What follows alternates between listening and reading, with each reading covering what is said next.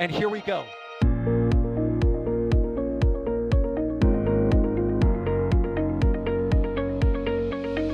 have liftoff.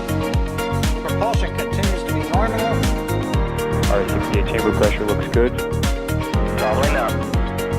Roger, roll, Atlantis. Water towers, fly! Yes! Tango down to nominal. Fighting downside SPD off. Bring in SPD off. Off. It's orange! 145! Oh my god! Oh my god! Decollage. Look at this! Put that in the big bag, Eagle. 343 unfolds to go. Indeed. We rise together, back to the moon and beyond. The methane would be igniting in the flare, correct? Yikes. You dead? Sure. We don't need any more of these.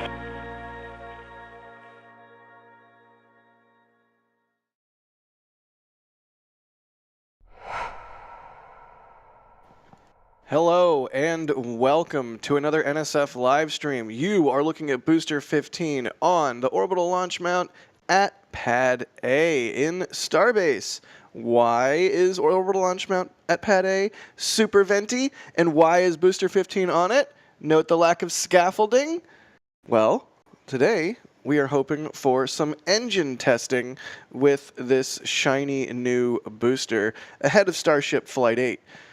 Of course, Starship is made out of two parts, a booster and a ship, and both of those need engine testing ahead of Starship Flight 8, and so this is one half of that testing, hopefully taking place today, although we'll get into it and talk about what exactly sort of testing we might see. Maybe we'll see some more testing, there's more closures, but I digress.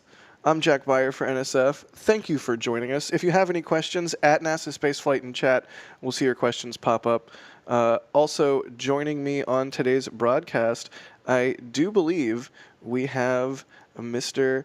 Alex. How are you doing, Alex?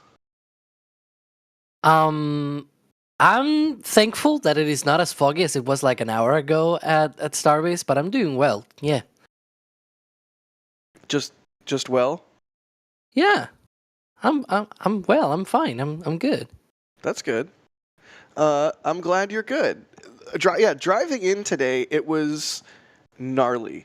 Like, I've driven through plenty of fog. Haha, Vandenberg, etc., etc.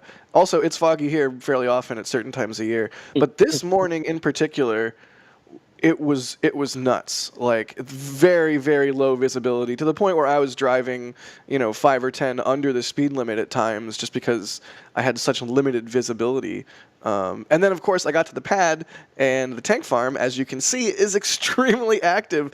And, driving through that condensation is always a fun adventure, I'll put it that way. Especially in the middle of artificial fog. Yeah, it's like you're in real fog, like actual fog, and then you hit the tank farm fog on top of that, and like you cannot see the end of the hood of the car. It's ridiculous. But you don't want to stop in it because it's like, what kind of vapor is this? I don't want to asphyxiate. Anyways, Alex, hi. Thanks for joining us for today's booster testing stream. Also joining us is Ryan Weber. Ryan, how are you doing? I'm doing fantastic, Jack. Booster testing. Little bit at 3 weeks after Flight 7 or so. It's nice to see. It's nice to see another vehicle back on the pad out there. Yeah, I feel like we haven't had a Starship stream in a hot minute. Yeah. It's nice to have something happening. It is kind of nice. Because the last, I think, true Starship stream we had was the installation of the chopsticks on the tower, and that was a stream. We'll go with that one. But yeah, it's nice to see vehicle testing again. And even on top of that, tonight we're expecting Ship 34 to roll to Massey's for testing as well. So both Flight 8 vehicles static fired in the same week. So I can't wait to see that. Should be pretty cool. Just like all of that vapor from the tank farm is pretty cool. Also pretty cool, we have Jay operating today's stream. So thank you to Jay for doing that. Look, I remember Jay. Look at me go. It's almost like I've had coffee this morning. I'm proud of you.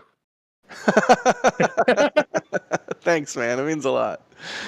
Really quick, right off the bat, before we get into some questions and sort of set the table and figure out where we're at today, I do want to thank Eddie for gifting a Red Team membership. We do have a member program with YouTube. I know everybody is like, join our member program, support us on this app or whatever. Like, you know, it's your money. Do what you want with it. But if you can support us with the membership program, it does mean a lot because we do a lot. So thank you, Eddie. Wilbo Baggins, also thank you for the super chat there. Always coming through with support. Thomas, thank you. They say, greetings from Berlin, Germany. That's neat. Keep up the good work. You're all awesome. No, you're awesome. Thomas, I don't know if you've noticed the German audio track option in the Starbase videos we've been putting out, the Starbase summary videos.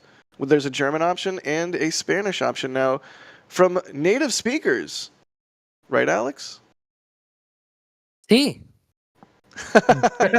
Okay. Oh, sorry. Yes. Thank you. But you gotta hear that in the Burns kind of yeah. See, you gotta say it right.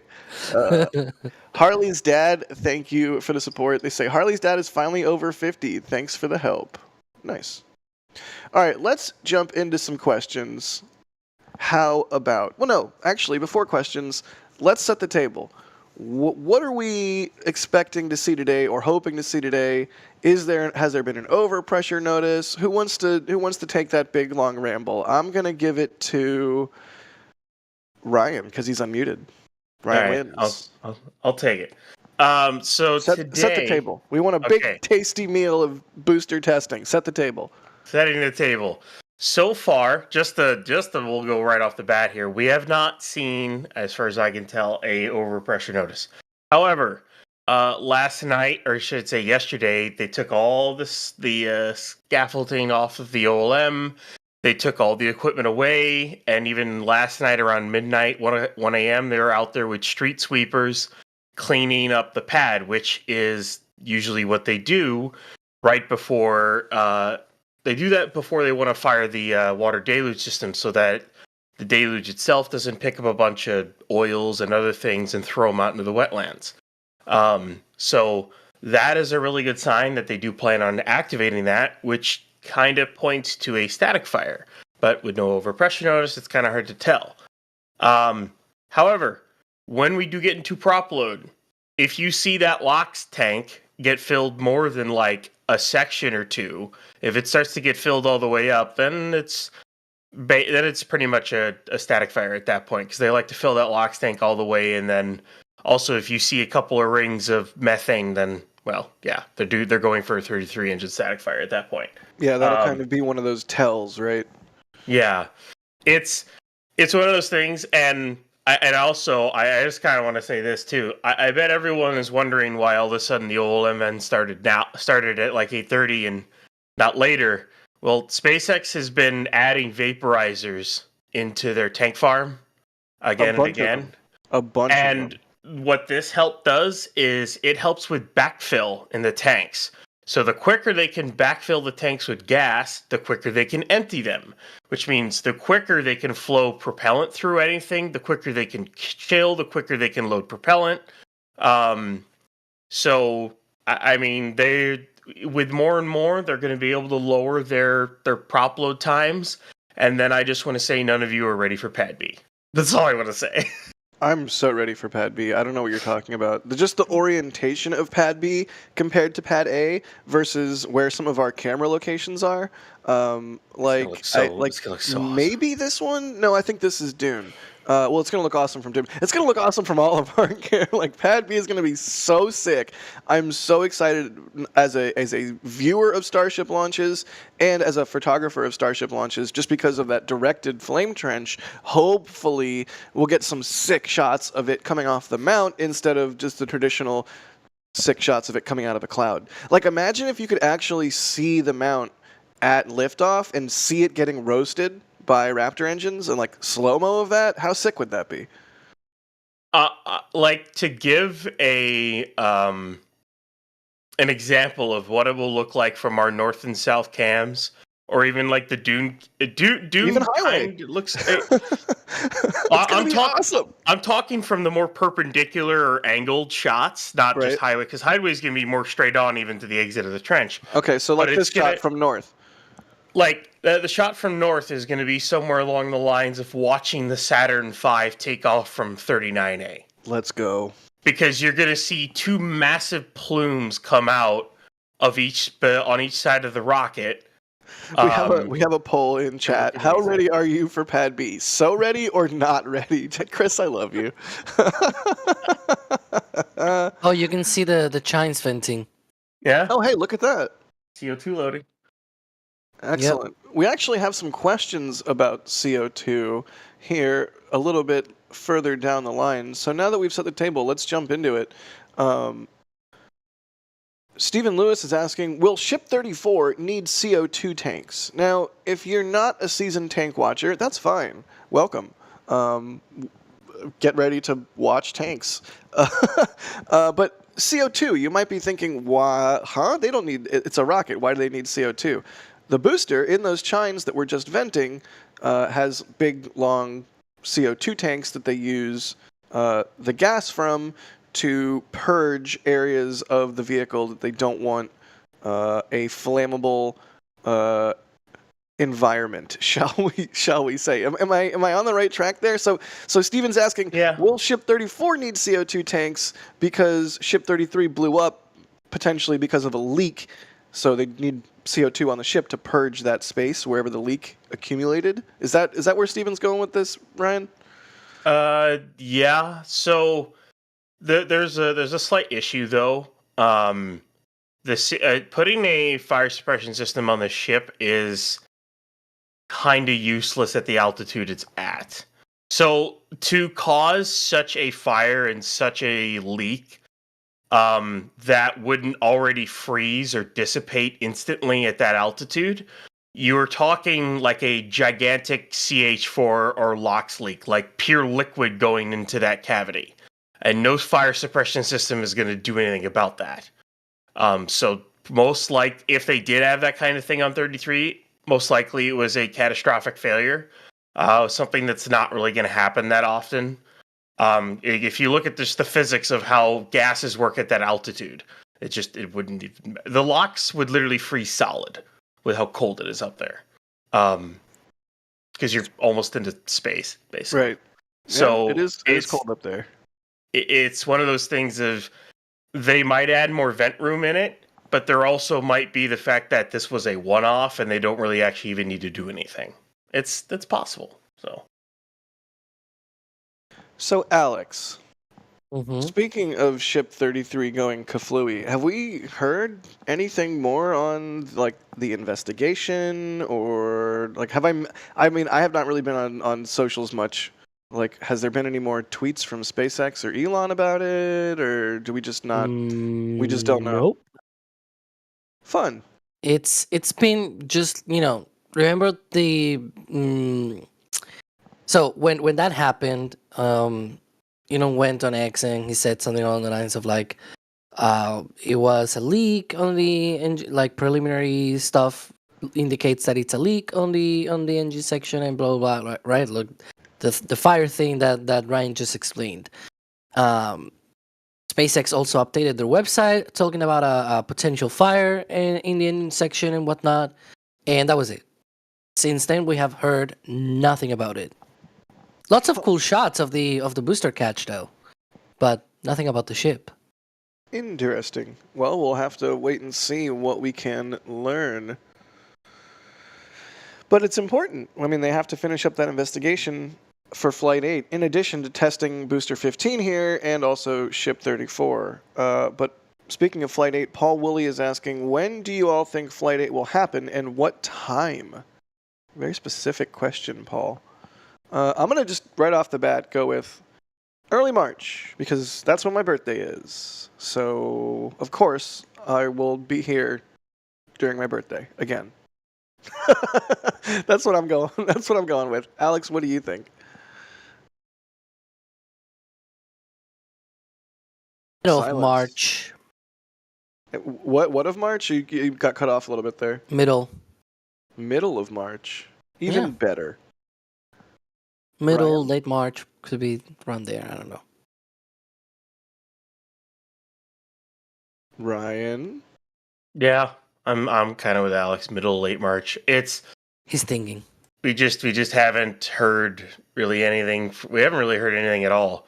Granted, they're about to static fire both vehicles, but that doesn't mean they're ready to fly because they still have to finish their mishap investigation. Then it has to get signed off by the FAA, and before the FAA gives them the go ahead to fly. So, yeah, the pad and vehicles might be ready, but we're back to are they ready regulatorily again? Right. I mean, and just Well. because they static fire doesn't mean that they are ready, right? Like Well, they, that's true. they Yeah, really need to go through more work and everything. And so I don't know, like even just from a vehicle readiness standpoint, does it mean that once they do the static fire test, then it's done for? I mean, Not it means sure. that they're done with testing, and Yeah. that is materially like a step closer to ready to launch. However, we all know, and we've all seen them many times, you know, after they get static fires done with a vehicle, whether it's booster or ship, do a bunch of retrofits, do a bunch of modifications, swap out an engine brain, swap out a GWID. I can't even talk. Swap out a grid fin actuator. my brain is going. Dave. My brain is going. GWID. Well, there's a hard drive partition. Fragmented? GUID, and I always call it GWID. Anyways, my brain. What was I even talking about? Cool. Let's do some more questions. Thanks, guys. You're welcome, Jack. Appreciate you. We didn't answer what time. I mean, I'm hoping for another afternoon launch. It's almost looking like waterfall OLM. It's pretty windy. It was pretty windy out there today, so this could be waterfall plus wind. I mean, That's the thing that right now I cannot see even the behavior of the subcoolers because every single thing of these vents is like blowing all the way out to the tank farm. And so the tank Right. farm is currently obscured by these vents. So it's impossible to guess when this thing is even going to start its propellant load. Yeah, that's another question we have here from Do You Like Jazz? you Asking, just say that, Alex. You literally well- just jinxed it. Hey, look at that. Literally. No, the other way around. It's actually good because now Yeah, the it's OLM good. vent stopped, which might mean they're starting to load liquid oxygen on the booster. So the question from Do You Like Jazz becomes even more pertinent. Do you guys have an estimated T0? Alex, you haven't been able to track stuff in the tank farm, you just said, because of all the obscured Yeah. fog. That's the funny thing that I don't even know if are they loading methane on this thing because usually it's methane first then liquid oxygen, and that's the problem that with all of that venting, like which one of those vents are from the methane subcoolers? Because when they load methane, those subcoolers go crazy. Like Right. they have these vents that are super active, and unfortunately, it's like if they're firing, I don't know. Like, yeah, it's always hard to tell with this, and I'll just say this: just get used to this venting while you can, because this will not be a thing with the new pad. Oh no! I'm so mad that there's not going to no. be any venting covering the Yeah, the covering the stuff. tank farm. Oh, yeah. all the ooh. that is going to subcooler be nice. all the subcooler exhaust will go into a dilution system, which with two giant fans on Yes. it, and it'll just get shoved up out into the air and get diluted. So you won't have these massive clouds because they don't have a way to dump the. And my guess is Pad A will get upgraded as well with this. Like Pad A's tank farm and it's gonna get torn asunder. Does that They're gonna mean we'll change so have much. the fan vent? I guess I don't know what we'll be able to see. Is the thing. It might be cloudy. I mean, we'll have to wait to see what it looks like. But I do really want to know what those giant fans that were delivered are for. I guess giant fan, one left. I don't know. so they're basically there's an assembly, and one fan goes on each side. The subcooler exhaust, which is LN2. I think that is your method. That might be the no. That was the Pope. No, that's the Um, Pope. Yeah. and then basically the subcooler exhaust will go into this assembly, and the two fans will pull air in and pull it up. So basically, you're taking air in and diluting the LN2 exhaust and just Oh, dumping it up and out. That's what you're doing. that's an That's what it's interesting for. vent that I just heard. Tank farm, I assume? Could be the pumps. I don't know. Well, we'll It keep sounds our familiar. eyes open for frost. I mean, the OLM vent is stopped. They could be into prop loading conceivably, right? Or they might be trolling us, which is another option. It's SpaceX. Turns Yeah. out we're doing ambient proof test. It's just gas. You joke, but it didn't happen with 14, but it did happen with 13, where we went live with OLM vent thinking, oh, they're going to be loading propellant soon. And then they did an ambient test. And then many hours later, they started loading the propellant. So we could be here for a long I time. think that's a frost line on the launch Okay, tank. then no. That does. Then we look are like- definitely in propellant load. But it did happen with Booster 13, so just saying. Wait, so are they doing oxygen first? It seems like. Huh? That's weird. Well, but, hey. so here's the thing: when they do these static fire tests and they do spin primes, they don't need to load methane first or as quick because they're loading a lot more LOX than they are methane.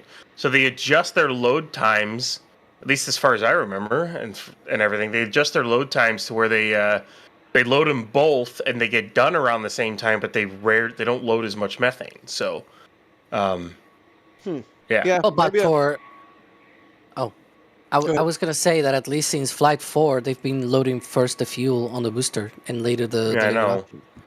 Yeah, Things maybe that change. was just practicing for launch, and now they can do things differently because they have that procedure down, or who knows? Or maybe new for tank Flight farm. 8, They're loading Yeah. quick though. who knows? Maybe for Flight 8, we'll see we'll see a reversal again of the procedure, and the LOX tank will get loaded first, or this is just what they're doing today. Classic tank watching.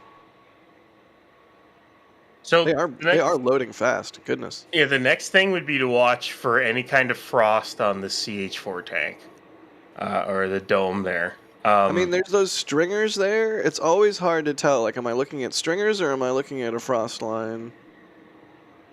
But we will keep our eyes on it. In the meantime, Methane Man, speaking of keeping our eyes on the methane frost line, Methane Man, thank you so much for the $50 tip to tips.nasaspaceflight.com. You're awesome. Another one of the regulars popping through. That's a huge amount of money, too. They say, Booster 15, just chilling. Ha. Honestly, the condensation today, the way the wind is blowing it, it looks really cool. It does kind of stink that it's obscuring the tank farm and making us play a little bit more of a guessing game. But that's pretty cool.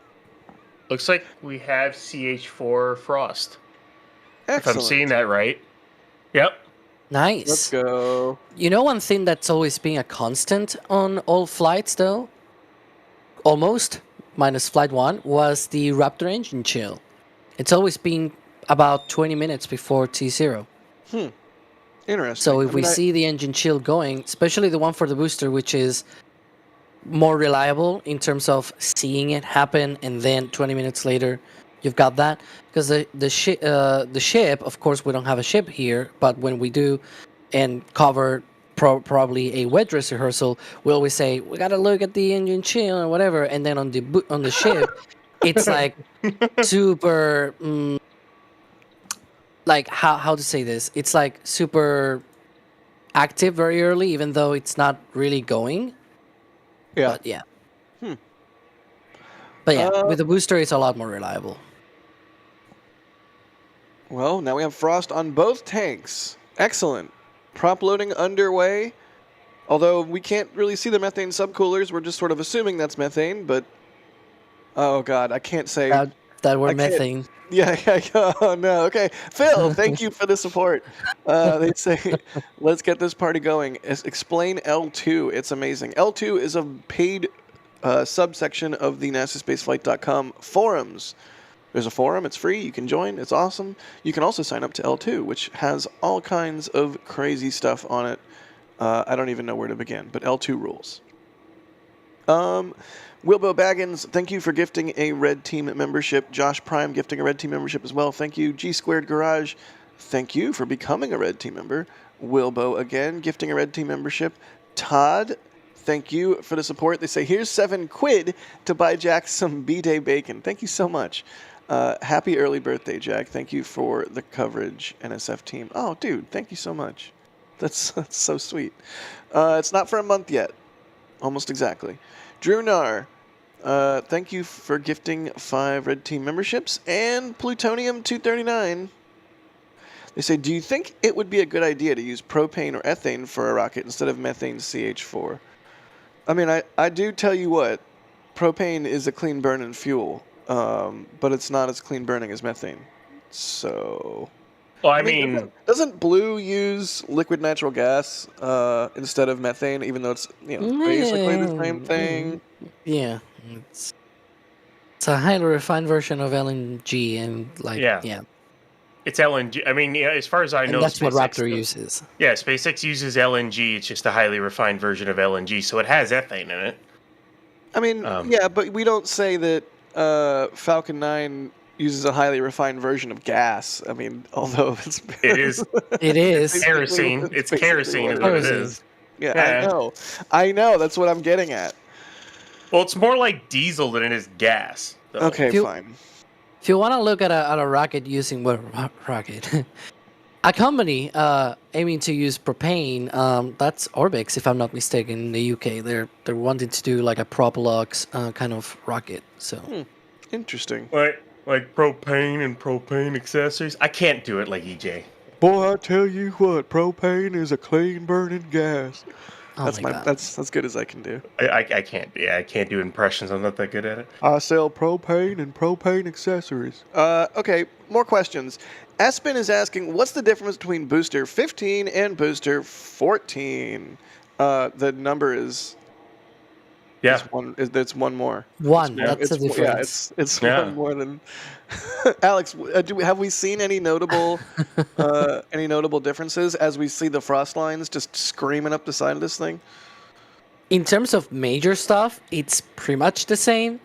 Nowadays, the differences are like you know how back in the day it was like, oh, they had it bigger chines, and now it has like more stringers and like. I don't even think they even add any more stringers lately, other than the ones underneath of the common dome. But those were already on booster 14. So like boosters venting. Ooh. Yeah, that's common. I may explain that later if you want to. But point is, the difference is right now it's like super small stuff. Many places, of course, where that happens, and we cannot see those smaller details, unfortunately. But yeah, the tanks are venting because, you have the tank volume, right? And now you're loading a liquid. So what happens? Cryogenic liquid. Cryogenic liquid plus hot tank equals gaseous, whatever the liquid was. Apart from that, if it weren't a cryogenic, even if it just were a liquid, like water, whatever, right? And then you're loading that liquid. What happens to the volume remaining on the tank? It decreases, which means whatever you have there as a gas, its pressure will increase. And you don't want that pressure to increase. And now you add on top of that it's a cryogenic fluid, right? So it's going to boil off. And therefore, that pressure is not just going to increase because of the volume, but also because of the boil off. You have to be doing that venting every now and then to keep those pressures in check. Makes sense. So that's why it's venting. You have to relieve the pressure to add more liquid. I get it. Yep. Same thing is happening on the ground tanks that Ryan was explaining before about the backfill pressure and whatever. Those tanks are being drained right now, so they need to add pressure back on those tanks. Otherwise, you might create a void and a vacuum, and you don't want to do that. That's bad, very bad. So.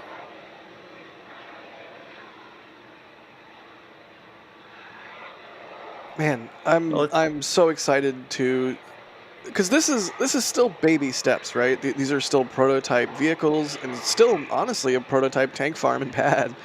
I'm so excited to see where the Starship program goes in terms of like what does a Block 5 ship and booster and tank farm and pad look like? How fast do they load this thing? 30 It's minutes. it's already remarkable to me that they can load such a massive rocket essentially faster or faster or as fast as they do Falcon Heavy. It's just it's you wouldn't think that would be possible, but lo Yeah. and behold, here it Like, is. And when you- where are they going to go? This is just baby steps. I mean, I can give you just a brief glimpse. When you look at Pad B's tank farm setup, it's almost if you compare Pad A to Pad B, it's like they consulted a chemical engineer on actually how to design something for once. They didn't decide to just go ahead and do it themselves. I'll just say that. When they designed it, you're going to have more pumps. It is less subcoolers, however, They're bigger. they're bigger, but you can also move with more backfill capability and more pumps. You can move fluid through there quicker, which means you can chill more faster. Still, and based off if you look at the size of the lines they're installing, how many pumps it looks like they're going to have, because they're going to have more than Pad A. The loading times for the stack might get down to 30 minutes on Pad B. That's going to be cool. They might be faster than Falcon 9, which is... Why does chat keep talking about a superb owl? I don't get it. I don't know. No? Nobody? All right, moving on. I'm Finder... European. I don't understand about owls. It's Super Bowl. It's Super Bowl Sunday. Okay, Finder is with a super chat. Thank you. They're asking. So when are we going to see some moon? 2 landings this month, another next month. China when? Another one. Anyone want to pin an HLS landing? September, October? Oh, I don't think we're going to see not HLS this year. Yeah. If you Mid mean next, 2027, maybe.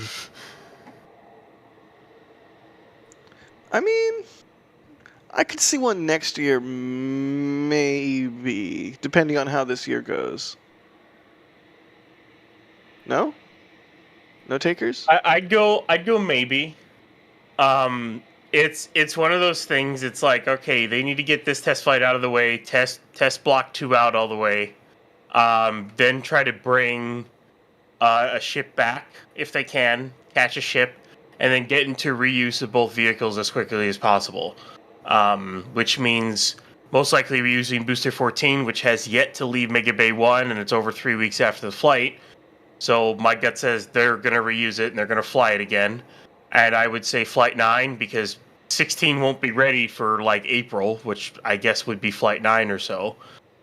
16 won't be ready by then. The earliest I could see 16 being ready is maybe June, July, August, somewhere in that window. Which means that's like Flight 10. And then maybe 15 goes on Flight 11. And then 16 goes, and then maybe you go 17. I mean, they can get like another solid 7 flights out of their Block 1 boosters. And they kind of need it, because if they start stacking Block 2 in April, a Block 2 booster, it might be ready in October. So there's a point to me going through all this. The point is that they're not going to get a fully Block 2 stack until the end of the year. And then the other question of that is where are you launching HLS from? Is it Pad B here, or is it from 39A? Whether it's the demo mission or not. You know. We're going to need to start calling the Starship pad at 39A something. Like 39A and a half? 39X. Ooh. I've heard 9X? Really? Yeah, 39S for 39. Starship? Yeah, or I don't know. I just want to say, too, it looks like we're getting I would bet on a static fire with how much locks they're loading in this thing. So, Yay! just to say Yeah. that.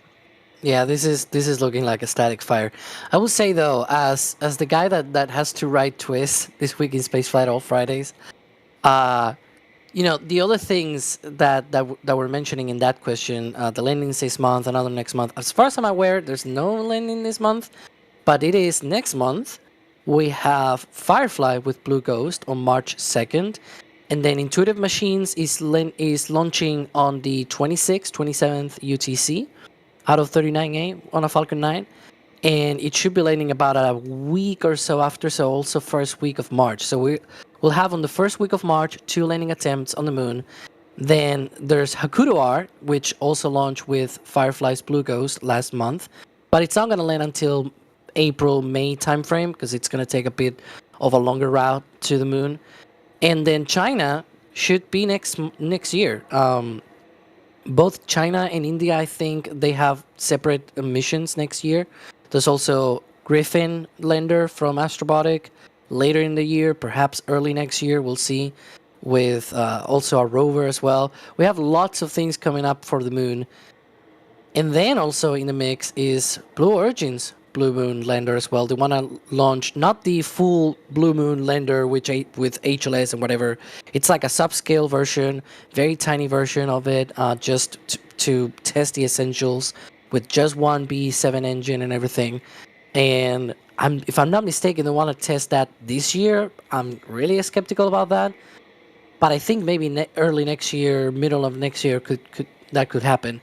But yeah, it's a less ambitious lander than the one that they want to fly for HLS, which is why I think it's going to launch sooner than Starship, because the Starship is a lot more ambitious. Like, that lander doesn't need any refueling or anything. It can go in just one single launch and things like that. So it's a lot less ambitious in that sense, which is why they're doing it this early, right? So that they can test a lot of these things early on.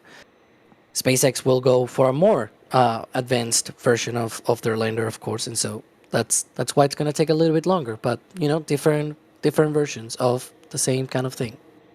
Neat. Yeah.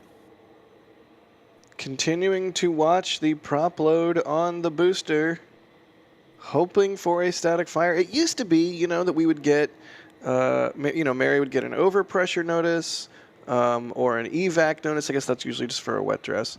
She'd get like an overpressure notice on static fire days. The law enforcement would sound a siren 10 minutes before a static fire. Like we had certain things we could sort of depend on, and more those are just not a thing anymore. So good to see that the prop load is an indicator that we can look at here and know that probably going for a static fire, but until it happens, we'll have to wait and see.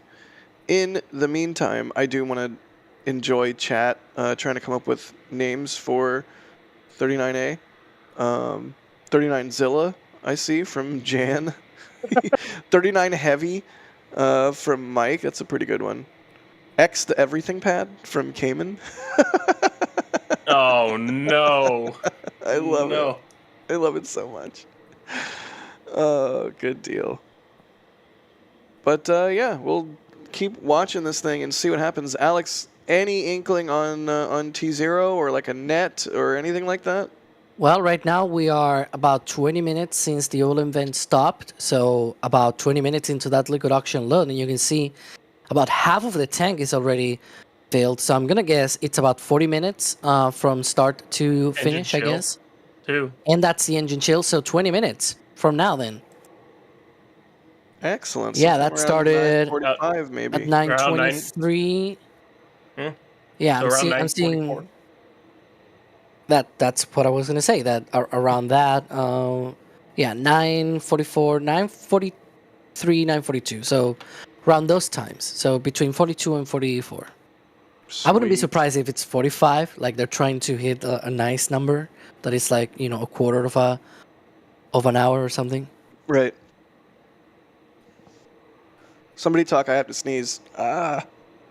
While Jack is sneezing, we continue to see here propellant load on booster 15 as we prepare for Starship's 8th flight, which is crazy to think about that we are already on the 8th flight, but we are.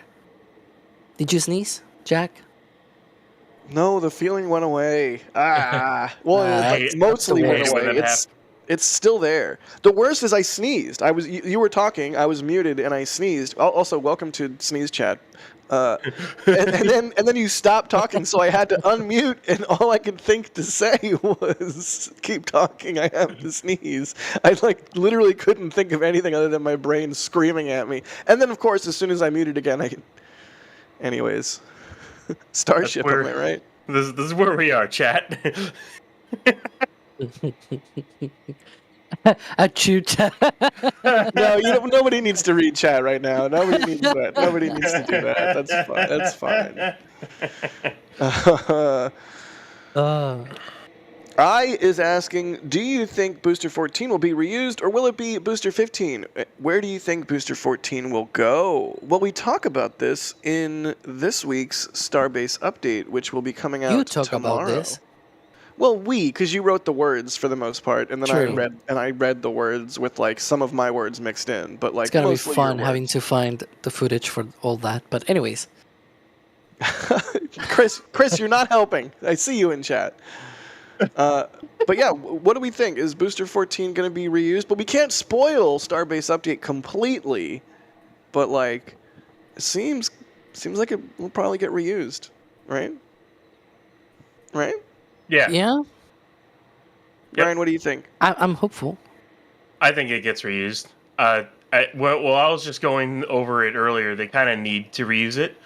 If they want to get 8 flights in this year, they have to reuse all their current Block 1 boosters. So 14, and that's not including Booster 12. Okay, Booster 12 is not included in this.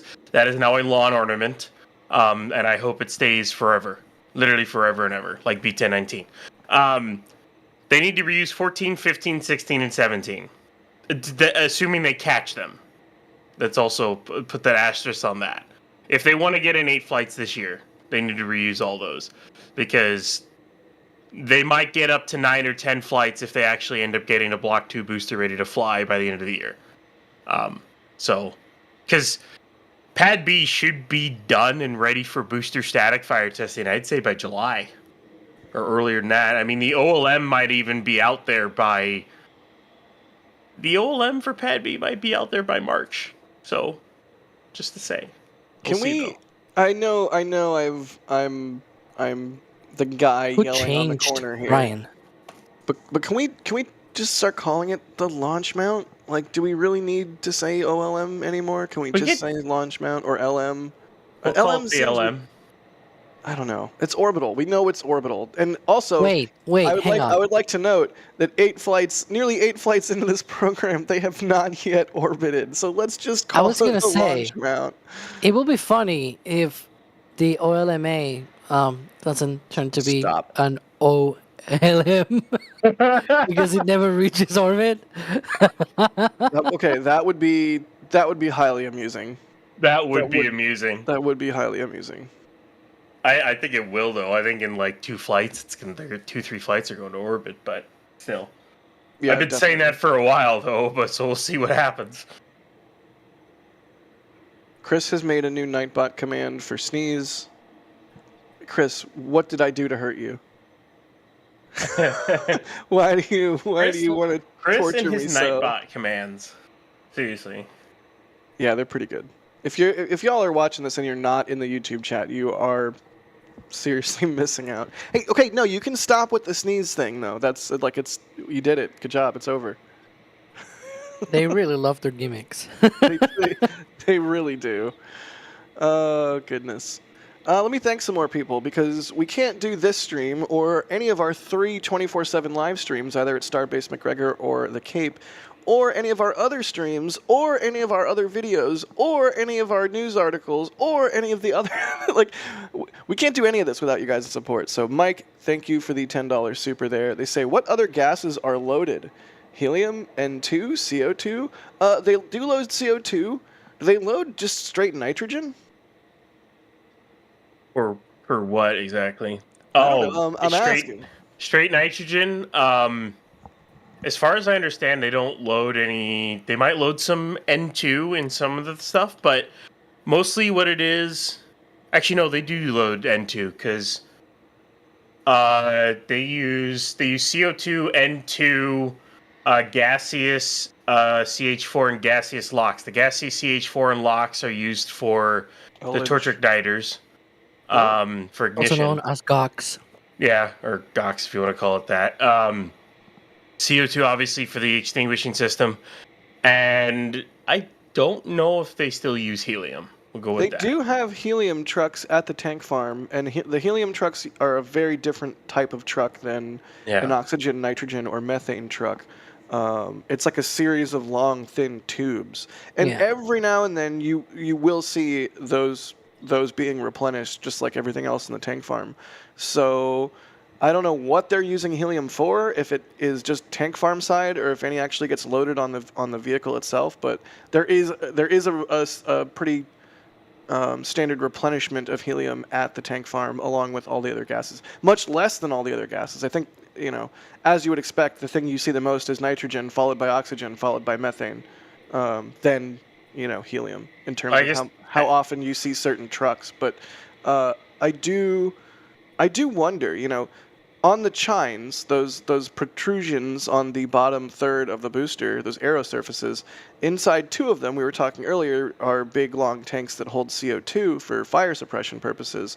The other two chines have a bunch of COPVs, which are composite overwrap pressure vessels. Think a scuba tank, but a spaceflight scuba tank. And I'm unsure exactly what commodities go into each of those COPVs, whether or not they use helium on the vehicle, whether or not they use what. But that's a really interesting question. So I know they used to use helium, or at least they have used helium for spin start. I don't know if they still do or not. It's one of those things. As far as I know, they still do, but it's kind of one of those things I don't 100% know.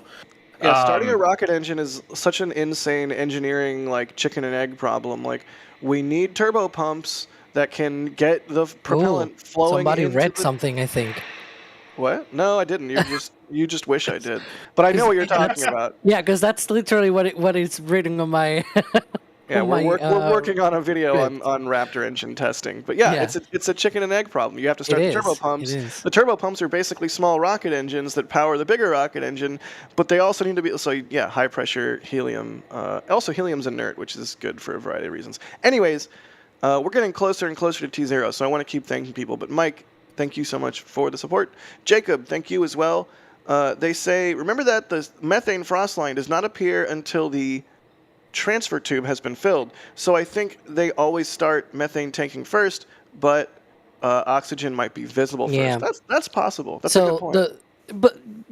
But the point was before that in recent times, because the difference between when the fuel load starts and the liquid oxygen load starts was big enough that by the time liquid oxygen load started, like oil and vent stopping and everything, right?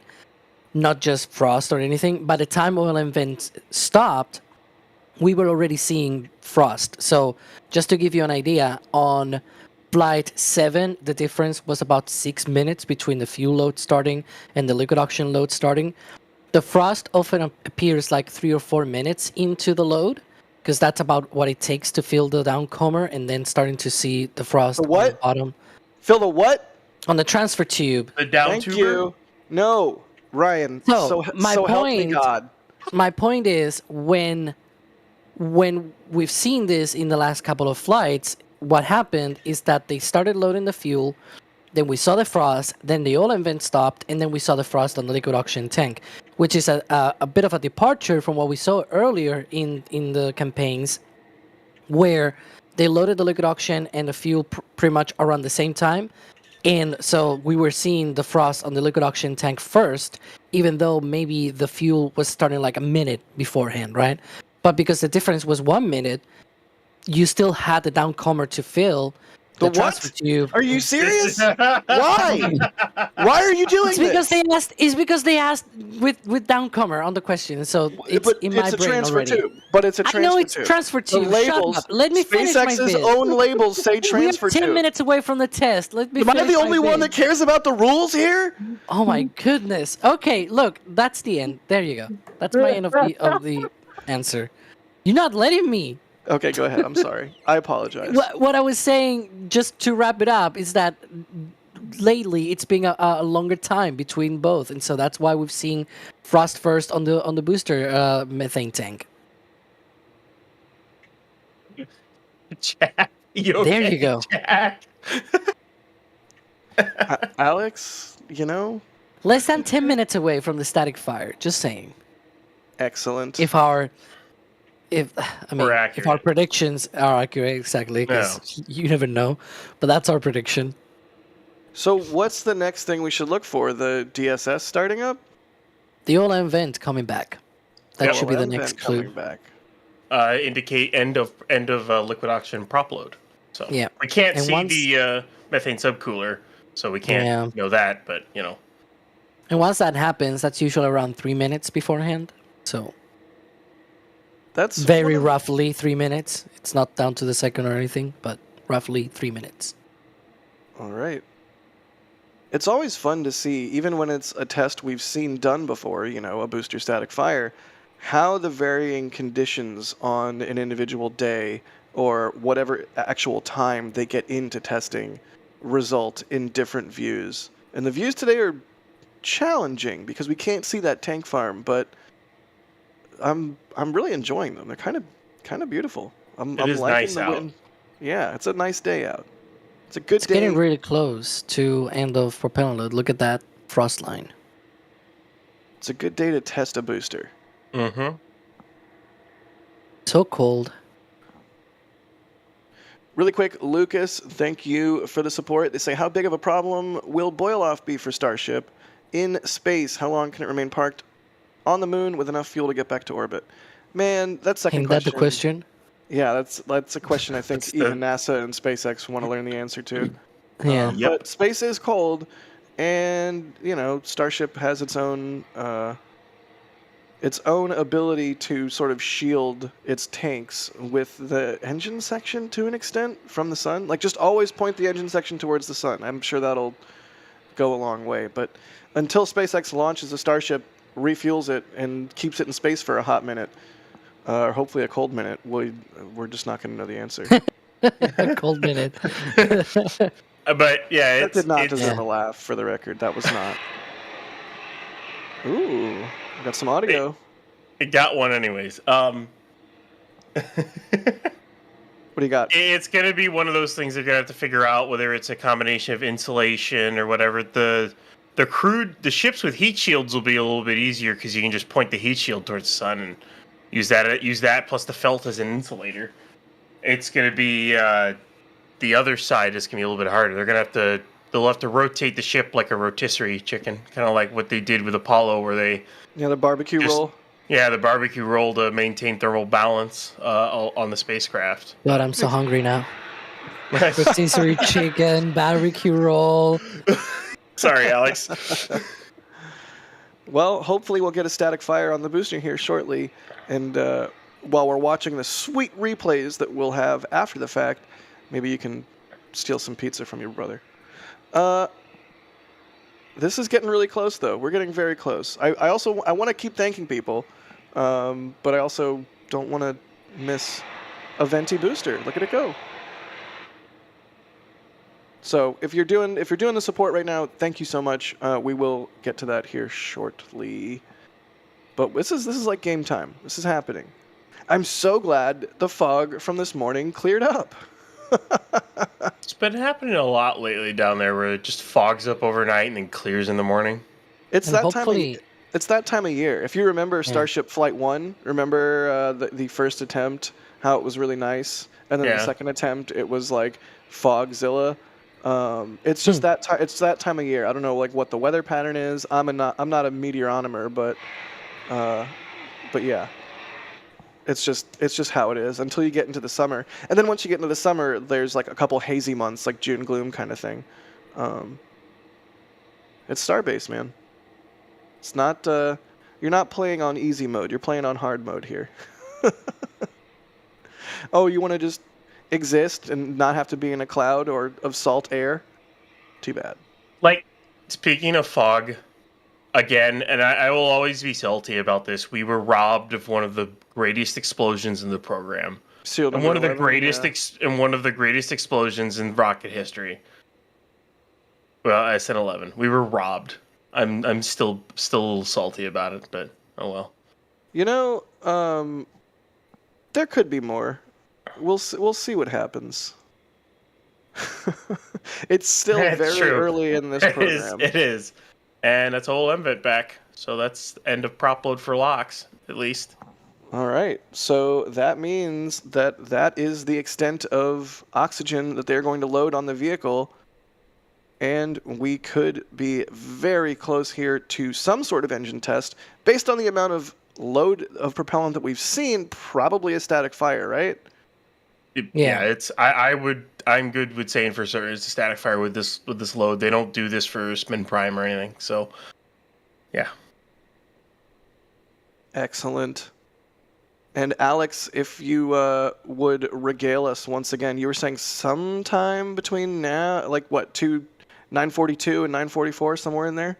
Yeah, that vent seemed to stop around 40 minutes past the hour, so about 3 minutes later, that will put this 43. One of the things that I'm going to be looking at is that OLM, there's like a vent that goes a bit to the side, not the main OLM vent that we see every now and then, but it's like a high pressure vent that takes place when they cross the T-minus 40-second gate.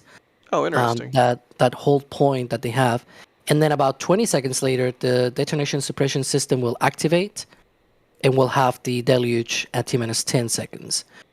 Isn't that vent that's on the other side of the OLM? Because that's continuous, though. The one that I'm Yeah. referring to is like a Just the vent burst. down. It's like a Yeah. depressed vent kind of thing. It's the vent Yeah. down for everything on it. Yeah. Yeah, for the fluid interfaces. My heart's beating fast. You'd think I would be used to this stuff by now, but this is always exciting. I mean, SpaceX is about to do an engine test of the most powerful rocket booster ever by a wide margin. So yeah, my heart's beating a little bit fast here. It's a beautifully frosty booster on a beautiful day. Again, this is booster 15, expected to be the booster used for Starship Flight 8, along with Ship 34. I'm just watching the pad. I'm watching the OLM. I'm watching the LM. It sounds weird saying LM more than the Yeah, OLM. you spend like 5 years I saying think OLM. that was I get it. That might have been it. I heard like a depressed vent of sorts. Okay, watching for the detonation suppression system, or DSS. It is funny to see all the clouds go away once all the subcoolers and everything shut off, basically. Yeah, that's pretty remarkable. All right. Maybe it wasn't, but I'm still looking carefully at the OLM, trying to see the vent. As are the rest of us here. Chat, wherever you're watching from around the world, let us know. Sorry, chat mods. Come on, SpaceX, you can do it. Ooh, look at the frost falling there, too. That's beautiful. There's also the possibility they may hold, Right. in which case the vent will not happen. Well, like we were saying a few minutes ago, they could be going for a nice round number like 945 and holding to hit that number. Also, what's up, chat? Wow, Iceland? No way. Poland, Wisconsin, Hungary, Germany. Morocco, Belgium, Mississippi, Iowa, Starbase. Who's that? Do I know you? Do I know you? Keeping our eyes on the base of this booster and the base of the launch mount. Waiting to see that detonation suppression system start up. And hopefully an engine test. Adrian in our back channel says, this feels like holding at 40 seconds. It does. It does. Yeah. The question is, for how long? It's not like they have a window, right, for launch, so they can hold it Right. however long the ground systems and vehicle can be held. So This is suspenseful. All right, 9:45 has come and gone. Yeah. But before you know it, that DSS will fire off and we'll be right there. So. Aris, are you really in Antarctica? I don't believe you. Hopefully, Tweet a photo of me outdoors in Antarctica, and I'll believe you.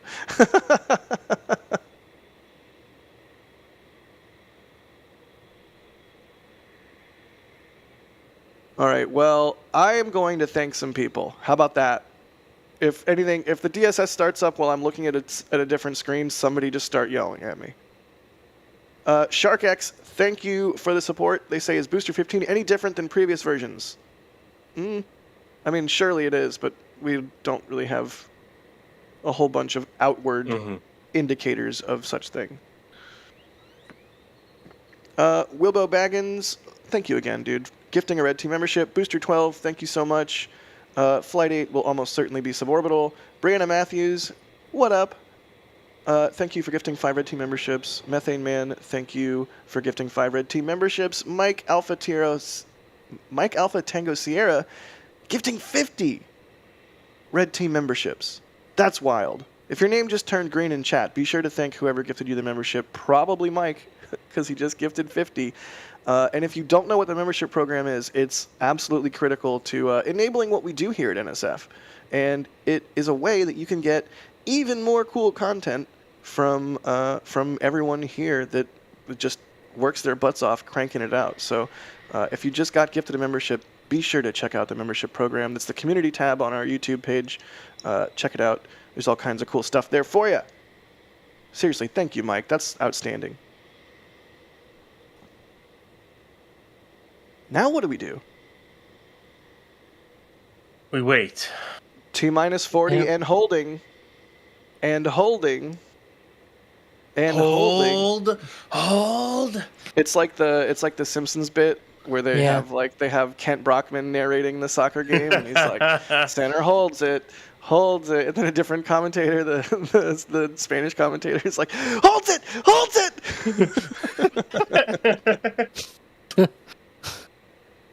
Classic. Good thing at least is the artificial fog is gone.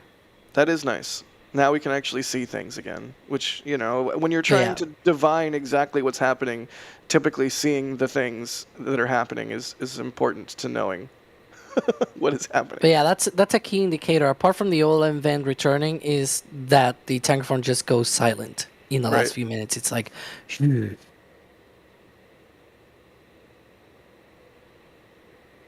Interesting. You can see more ice breaking off the vehicle there with the wind. It's so cool. It's almost like confetti or glitter or something.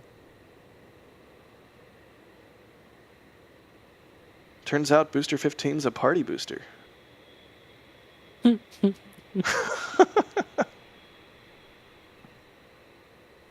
Let's see. All4LX is asking, I have read that the FAA said debris fell outside of the zone, but have SpaceX confirmed that since the FAA made the statement? Thanks. I thought that SpaceX and the FAA confirmed that a piece of debris hit a car or something. Is that real? It was confirmed by the FAA, which means it happened. I mean, I believe the FAA. SpaceX doesn't need to confirm it themselves. It'll be in their mishap report when it ever comes out, but it happened. So, yeah.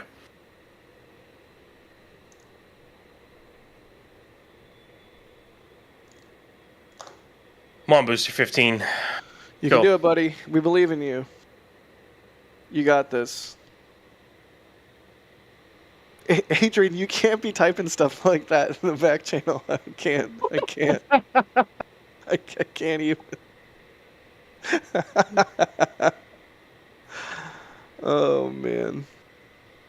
You know, no, I'm not going to read what Alex just said in the back channel. No. Alex, you shouldn't say Shut what up. yeah, no, that's not.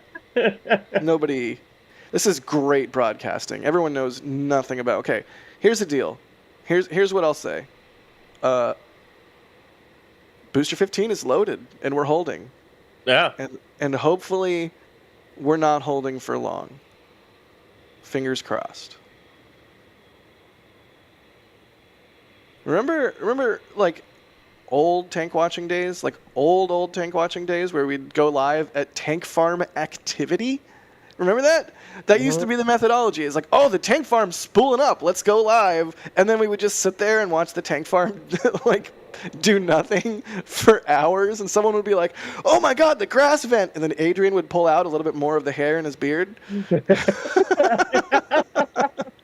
Oh my gosh. Oh, good times. Good times. Adrian.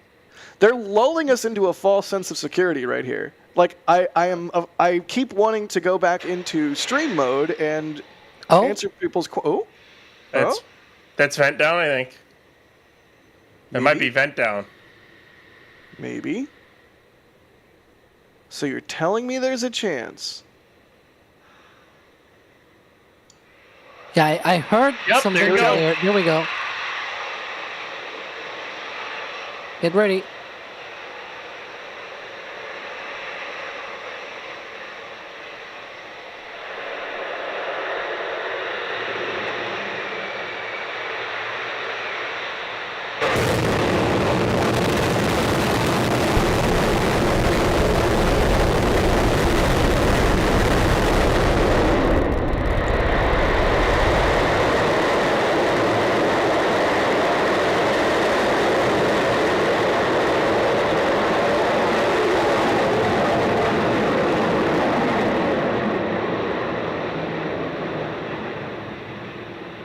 There you have it. What looked like a fantastic 33 engine static fire with booster 15 ahead of Starship Flight 8.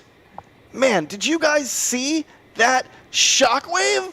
Did you see the shock waves? There was multiple. That was beautiful. The different sets of engines lighting off as they went through the meters.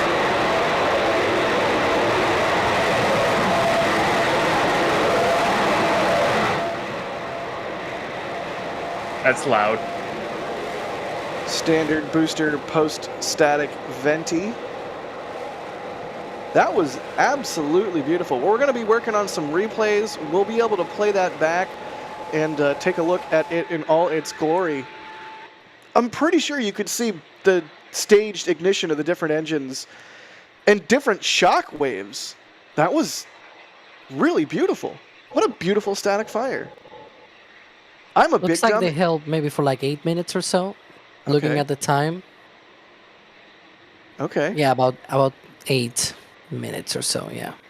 So Not a can long I tell- time. Can I tell you a story about why I'm an idiot? Okay. Sure. Yeah. Why not? Do we need a story to know that? So I put this camera here, right? This morning, this camera that you're looking at right here. We call this camera CP11. It's a good camera. Mm-hmm. I have the capability, thanks to Dan and Das, to plug a slow-mo camera into this rig. And I deliberately didn't do that this morning because I am about to leave Starbase in like 3 hours. And I'm going back to LA for reasons which will become apparent to viewers. Members already know. And then I'll be back on Tuesday. But, you know, I didn't put that camera here because I thought, Jack, you know, I need the camera for when I travel. Can I I'm an say idiot. Can I'm I an say I'm idiot. mad at you now? Here's the thing, though. We do have replays from all of our Yes, other cameras, but just not the slow-mo. one big stupid head me was going to leave. But you know what? slow-mo. There'll be more booster static fires. Jack, that is true, but still, Jack, what the heck? Just saying, hold tight. We will have actual replays. Do not fret. I'm really excited to see the replay from CP11 here because that shockwave was gorgeous. Oh my goodness. All right, well, let's get ship 34 out to Massey's. Get that thing static fired and let's get flight 8 underway. Let's do this. I'm hyped. Anonymous, thank you for gifting a Red Team membership. Jim also gifting a Red Team membership. That diabetic kid also gifting a Red Team membership. Thank you, all of you. Drew Nar, thanks for the super. They say, what are the chances we see a Starship dock to the ISS or VAST or Axiom? I mean, never say never, right? It's just the size of the vehicle it becomes an issue. Yeah, even Starship with the gateway was like, how is that going to work? Because how do you handle attitude control when you're docking one vehicle with another vehicle that's so much larger? Like, I don't know, it's kind of crazy, right? What about Yeah. instead of docking, launching a station? Yeah, just launch a station. That with would it. be amazing. Turns out Lunar Well- Gateway is just a Starship. I was gonna say that's already gonna be a reality because Starship are gonna be launching a station, and you know how it's called? How? Starlab. Hey, It's not a there you go. SpaceX station though. It's from Airbus and like a consortium of different companies like NanoRacks and everything. But it's gonna launch on Starship because it's like 8 meters in diameter. It's a chunky station. That's going to be cool. But it's funny that it's called Starlab and it's It launching is- on Starship. it is Star funny. all the things. I mean, how What can is you not? what is up with the word star these days? Is it just me? I mean, do you remember in the aughts when everything was I something? Oh yeah. What's the new space age, baby? Everything's going to be star something or galactic blank or, it's just get used to it. I'm here for it.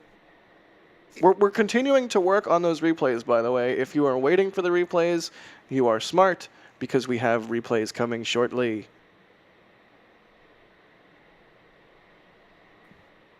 Andrew Heath, thanks for gifting a Red Team membership. Mosh, thank you, or Moshi, I'm sorry if I'm butchering your name. They say, what are the chances of a ship catch attempt on Flight 8? I would say essentially 0. Would anyone care to disagree with me? Huh? I Flight agree 8? with you. So No, it's not happening. Yeah, it's All not right. happening on 8. it seems rare, but I can agree with you every now and then. Is that really like? Do you think, Alex, that it's possible for us to agree on like more than one thing at a time? I think the universe might actually cease to be. All right, moving on.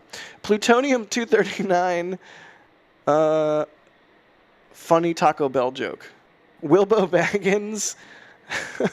Thank you for the support. They say that's why I support. And Phil, thank you so much. They say, let's go. Can't wait for replays. Neither can I. Again, I'm so excited to see what specifically this camera view looks like on the replay. Oh man, That shockwave. That shockwave, bro. Oh, I can't wait to see this again. We see it out of this pad. I cannot wait to see a static fire out of that, out of the next one, out of Pad B. Oh man. Do you think because of Pad B's flame trench, it will have like almost maybe even like a more directional shockwave? Does that even make sense? It will. Or would it just like sort of dampen the shock? It wouldn't be a shock. I don't know. I don't know how flame trenches necessarily are supposed to work. It'll dampen it and it'll direct the shockwave out of the 2 exits. Is what it'll do. Can you imagine, like, if the flame trench just ends up being like a shockwave cannon, and on the right day, with the right fog or the right humidity and conditions and everything, you just get a Starship-sized shot. Oh my gosh, I love photographing this machine. It's such a cool machine. And speaking of Pad B, we might as well do it while we're waiting on replays and they get ready to set up the D-tank. With the feeder line reeved through the traveling block and the crown block, for the sticks and everything, they recently started to pull the main rope line through. That is currently hooked up to the top of Module 1. So, with static fire testing done, tomorrow the crews will likely show up and reeve the entire thing through. So tomorrow during the day, watch out for Pad B's tower, because you're going to see a wire rope go through the tower and get reeved through the sticks and come back down and probably hook into their winch at the bottom. Whether or not they do it all tomorrow or goes into Tuesday or Wednesday. But with that done, they also need only one more actuator to hook up, and that's still over at Sanchez. One's already in and hooked in. Like these sticks are going to be ready for load testing by the end of the month. I mean, honestly, these chopsticks might be operational by Flight 8. So how would it be that when 34 re-enters, if it re-enters, I guess if it gets there, and does its flip and burn, the sticks on Tower B go ahead and do a simulated ship catch. That would be really cool. I mean, I don't even want to get into it. I don't even want to get into it because for a long time, people have been asking about a catch-only tower. And I've every time been like, nope. It's not, though. It's not a catch-only. Thank you. It's not a catch-only tower because there's a flame trench and they're building a mount for it. And so maybe they use it for a catch first before it's ready to be used for a launch, but that doesn't make it a catch tower. Yeah, I would say it's a orbital launch pad that has an operational tower, just not an operational mount yet. That's all. It's just an unfinished orbital launch pad that can catch stuff. Yeah. Yeah. Drew Nar says Starship as gateway equals Stargate. I mean, I'll take a Stargate. Right? Mike Bundy, thank you for the super chat. They say you had one job. Fun fact, that's not true. I have lots of jobs. And Fawad Raza, thank you for the support. They say, a question please to experts. How do we know about numbers? When we talk about Booster 15 versus Booster 16, official info or educated guesses? Because this is the 15th booster to be built. And at some point, a lot of the time we do see hardware with labels on it. That's why we know they're called a transfer tube in SpaceX parlance. Other companies might call them downcomers. Other vehicles might call it a downcomer. As far as I know, the labels for a booster say transfer tube, so that's what I'm calling them. It's but also every now and then we'll get a shot and it'll say, like Booster 15 aft or something, and then we'll know, okay, that's Booster 15. The other way is individual vehicles often will have unique characteristics. So once we know, that this individual part that we saw getting assembled was labeled 15, and then that individual part has a unique feature, which we then see on a complete booster, then we know that's 15 or what have you. Alex, and it's also worth mentioning. Sorry, this is not like Falcon 9, for example, where multiple boosters are being produced at the same time. Right now, the production setup at Starbase is that they build one booster, they move on to the next one, and it's sequentially, right? It's not multiple boosters being built in parallel. The barrel sections are probably being built in parallel, but the stacking of the boosters is sequential. So they go one booster first, then the next, and then the next. Maybe once they have the Gigabay, they can build multiple boosters at the same time, which will be quite interesting, because then we're going to get into the problem of which booster is which. But for now, that also helps that it's sequential, right? Like 15, then on to 16. Right. They have already built 16. Now they're going into 17, for example. So all of that helps us as well being able to track these. Once they start building multiple boosters at the same time or multiple ships at the same time, which I presume that's going to be with the Gigabay, things are going to get a lot complicated, but being sequential helps a lot.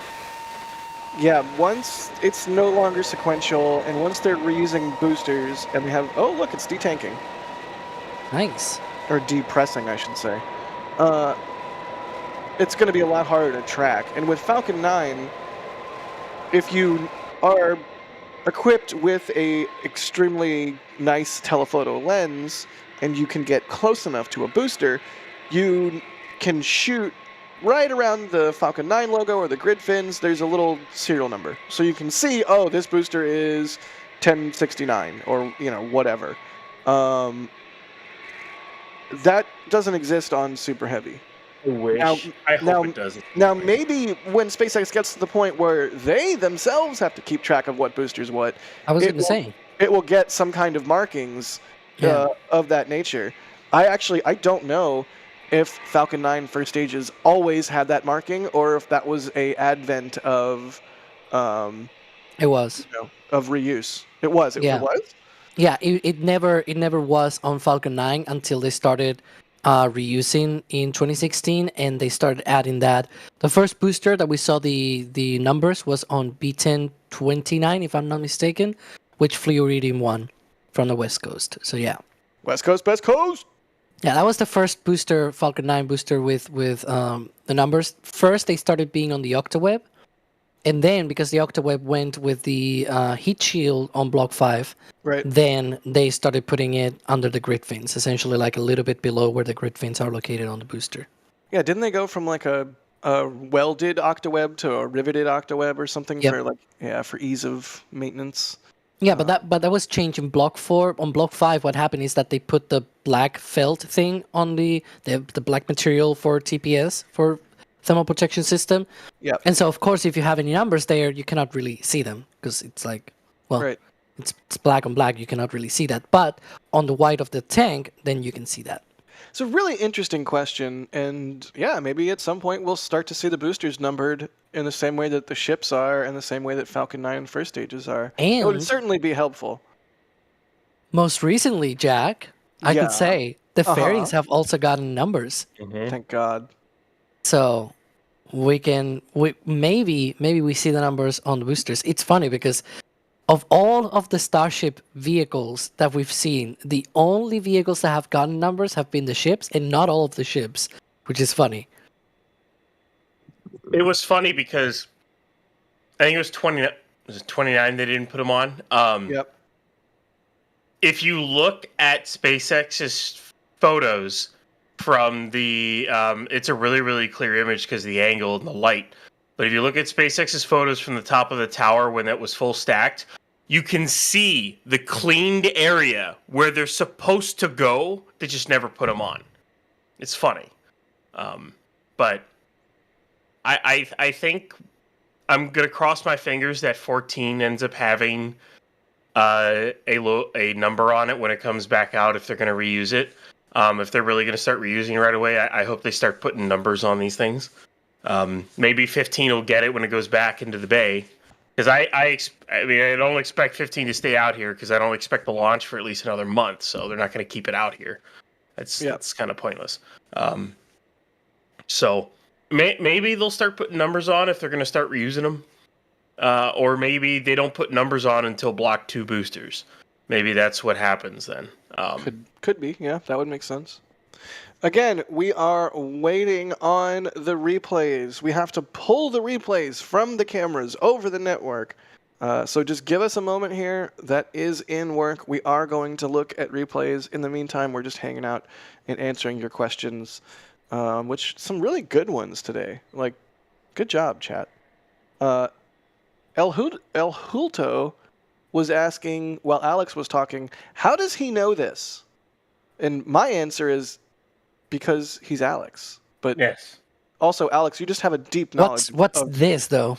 Of Falcon 9. Falcon 9. Because I said many things. You were talking about numbers. Oh, wait, shut up. It's replay time, baby. Replays. Everybody shut up. It's replays. Ooh, this is one of the beach cameras, right? Ooh, the shockwave. The double shockwave from the two parts of the ignition process. That's so beautiful. That's a large dust cloud right there. It's a large dust cloud the size of a small dust cloud. Look at that. Look at that. That is absolutely gorgeous. So the booster ignites the outer ring of 20 engines, or as I like to call them, the outer 20 Mountie guys. Thanks, Alex. And then it ignites the inner ring. The other way around. The middle. Oh, it's the middle ring or inner ring first, then outer. Middle ring first, 13 engines, then 15 out of the 20 engines ignite, and then 800 milliseconds later, 5 of the remaining 20 outer engines ignite. So it's 3 banks of engines. Mm-hmm. Neat. And you can see that on the graphics from SpaceX when they launch and everything. You can see Oh. 13, 15, then 5. One, yeah. 2, 3. I feel like you can see 3 shockwaves. You can definitely see 2. I don't know about 3, but you can definitely see 2. Yeah. So neat. Absolutely gorgeous. The last 5 is like you already have 28 engines running. Those 5 are like a drop in the bucket. Right. There's a shot from highway.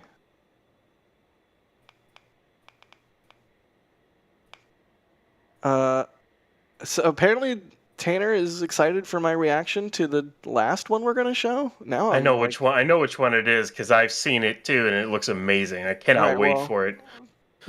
Whenever that happens, I guess let me know that that's the one that I should be excited for, or maybe don't, and we'll see if I'm actually excited for it. Here's a shot. Is this Outpost? This from the Rocket Ranch Outpost. Thank you to them again for letting us put a camera there. If you're looking for Starbase tours or a place to stay or a place to watch a launch from, hit up the Rocket Ranch.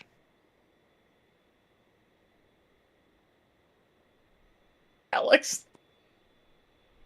Beautiful. This is Outpost. Okay, thank you, Jay. I can't get enough shockwaves.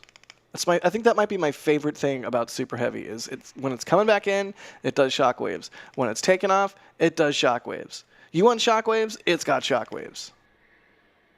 All right, this is from River, I suspect.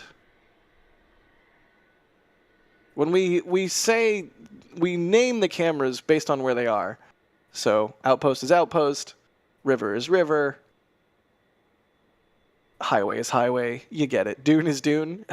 Although CP11 is a roving camera, so that one's just called CP11. Here's Highway. And this is why we thank everybody so profusely. Because we actually, years ago, bought property in Starbase to put cameras on and do our 24/7 live Starbase live stream. And the only reason we could do that is because of y'all. The only reason we have a billion replays is because of y'all. I demand more shockwaves. Ooh. Close up. Nice.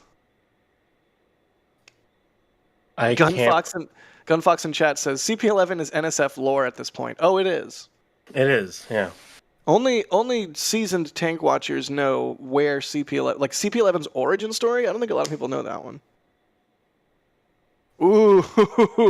You can see the shot. Chris with the fire memes in the back channel too. Exactly. Chris is always good with the memes or the gifs. He's legendary for it. It's especially perfect because I've been watching through Next Generation again.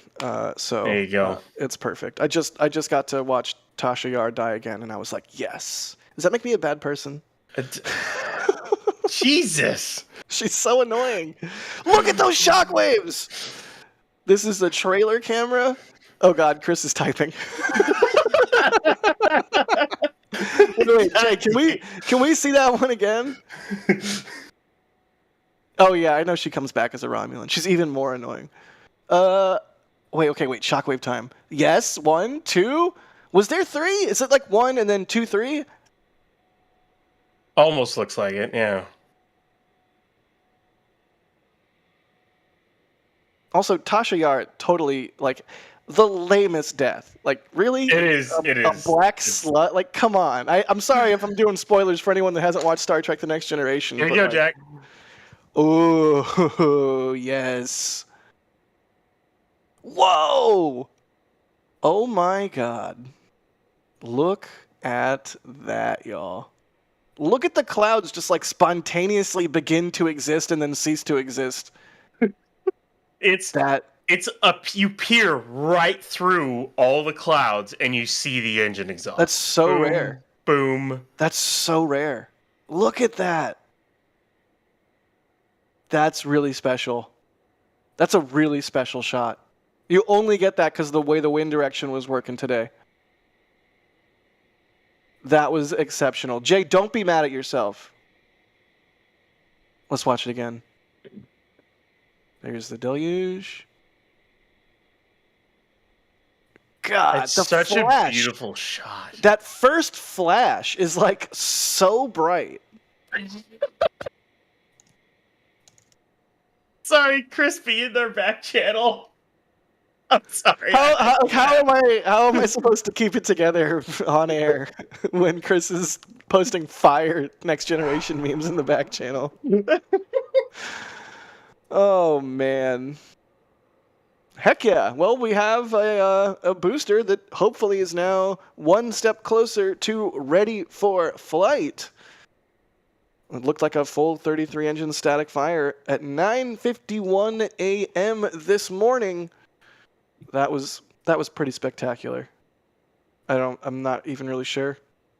It's beautiful as always. Really Yeah, is. I'm not even sure what to say about it. Like, hooray. You'd love to see a world in which the world's most powerful rocket is just tested a couple hundred yards from a public beach in South Texas. Right. Always a good time. I do want to thank a couple more people here.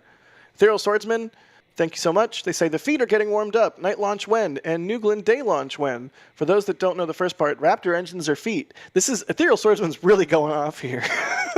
They're at the bottom of the rocket. They wear booties. They make the vehicle go. And some weird people like me like them more than the rest of the rocket. Jesus, Ethereal Swordsman. Okay.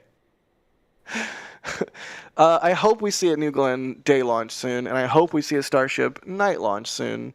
More launch timing variety, more better.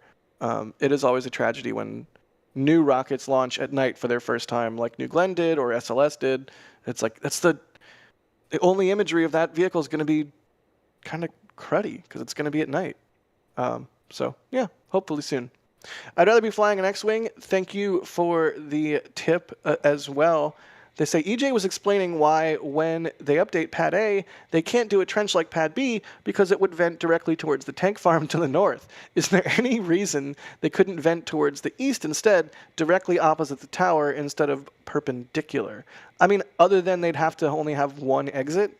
Maybe they could do like a V-shaped trench or something where like one angle went to the east and one went to the south or something. I don't know. The way to solve that is to completely redo the Pad A tank farm, which is probably what they're going to do anyway. So if you look at the current tank farm, what they're building at Pad B, they're not going to really have a fluids bunker. It's going to be, and in fact, I'll just say this. We're still watching as this thing is being put together. So there's actually two separate pump pads. So what I said what I wrote on SBU last week is already outdated. But that's what you get when you follow Starbase. It's one of those. They're gonna have one pump pad for LOX, one pump pad for CH4, and all the valves that split the pumps between booster and ship are going to be alongside the pumps rather than separated through, say, the fluids bunker or something along those lines.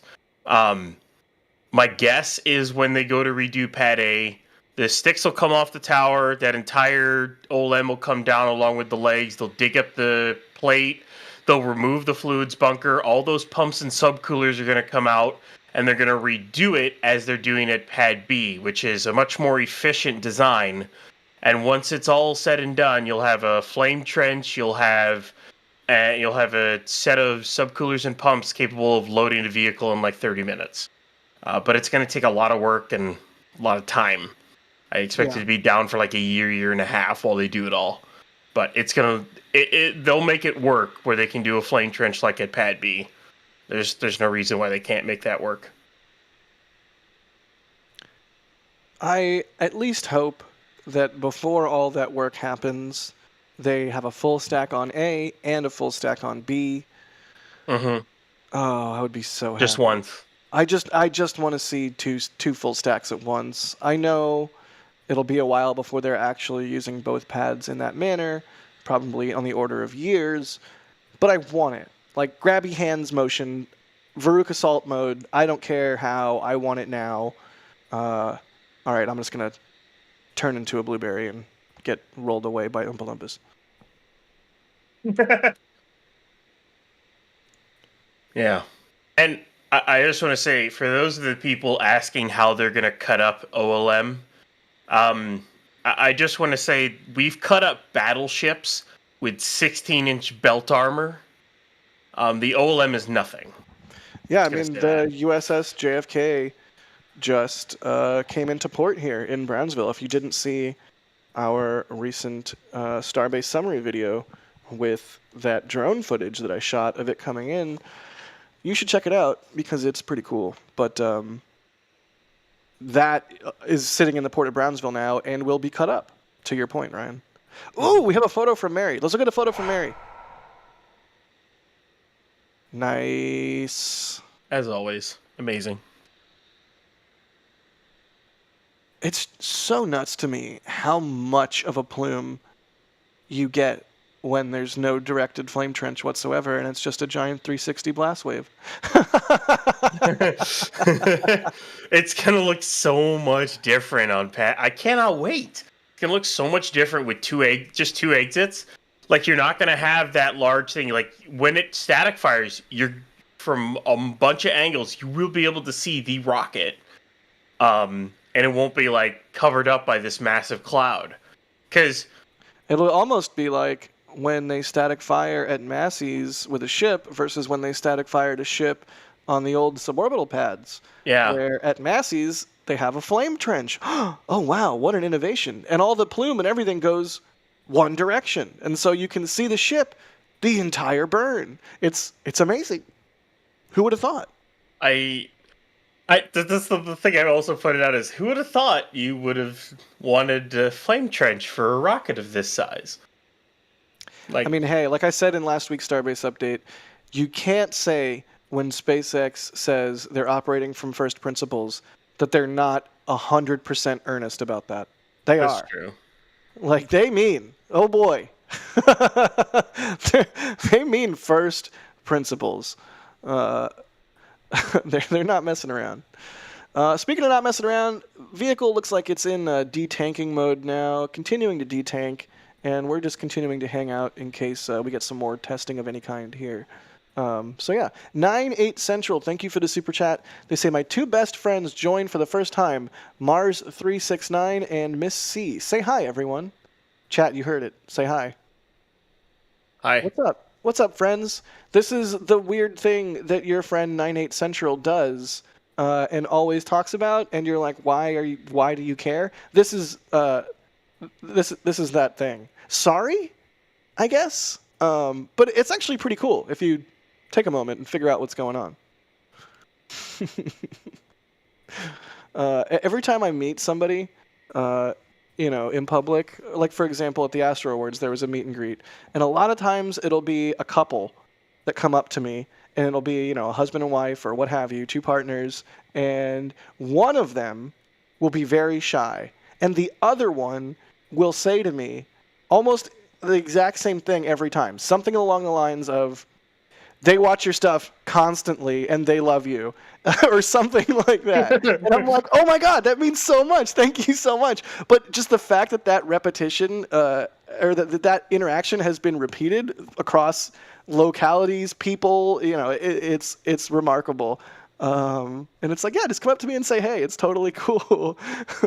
But I always respond, when the partner is like, they watch your stuff all the time. My canned response is, I'm sorry. you were the partner that has to hear our voices and yet doesn't care. I'm sorry. It's my bad. I'm really messed up there. Sorry for any psychic trauma we've inflicted on you over the years. We're like, why are they talking about bagels? Christopher Link, thank you for the support. They say, question for Ryan. Which happens first, Pad A rebuild and launch, or 39A launch, West Coast, Best Coast? Oh, there'll be a launch out of 39A before they're done rebuilding Pad A. Yeah. 39A, even with the extra stuff that they're starting to do with it now, my guess is it'll be I would say operational for flight January of 26 at least, somewhere around that aim, or maybe a little bit later. And then, of course, the other problem with that is getting vehicles there, but it's not like SpaceX can't solve that issue. It's SpaceX. It just takes some engineering challenges on that one. I have a question for you, Ryan. Okay. How long did they take from shipping? So from starting the mega base to the first time that they held a booster inside, Or or I a, have to go or a back to ship, or when they whatever. when they built, because Mega Bay 2 was started before Flight 1. That's all I'm gonna say. Yep. And we know that the first time it had a ship inside was, I think, 31. Is it either 31 or 26? 31. I think it was 31. I think 31 went in there July of this year. I think it was. If I remember correctly. No, about a year. it was 26. It was May 5th. May 5th, it was shipped 26, unfortunately. But yeah, so that took a little over a year until a ship actually entered that bay. So that then means... Yeah. Sorry, continue.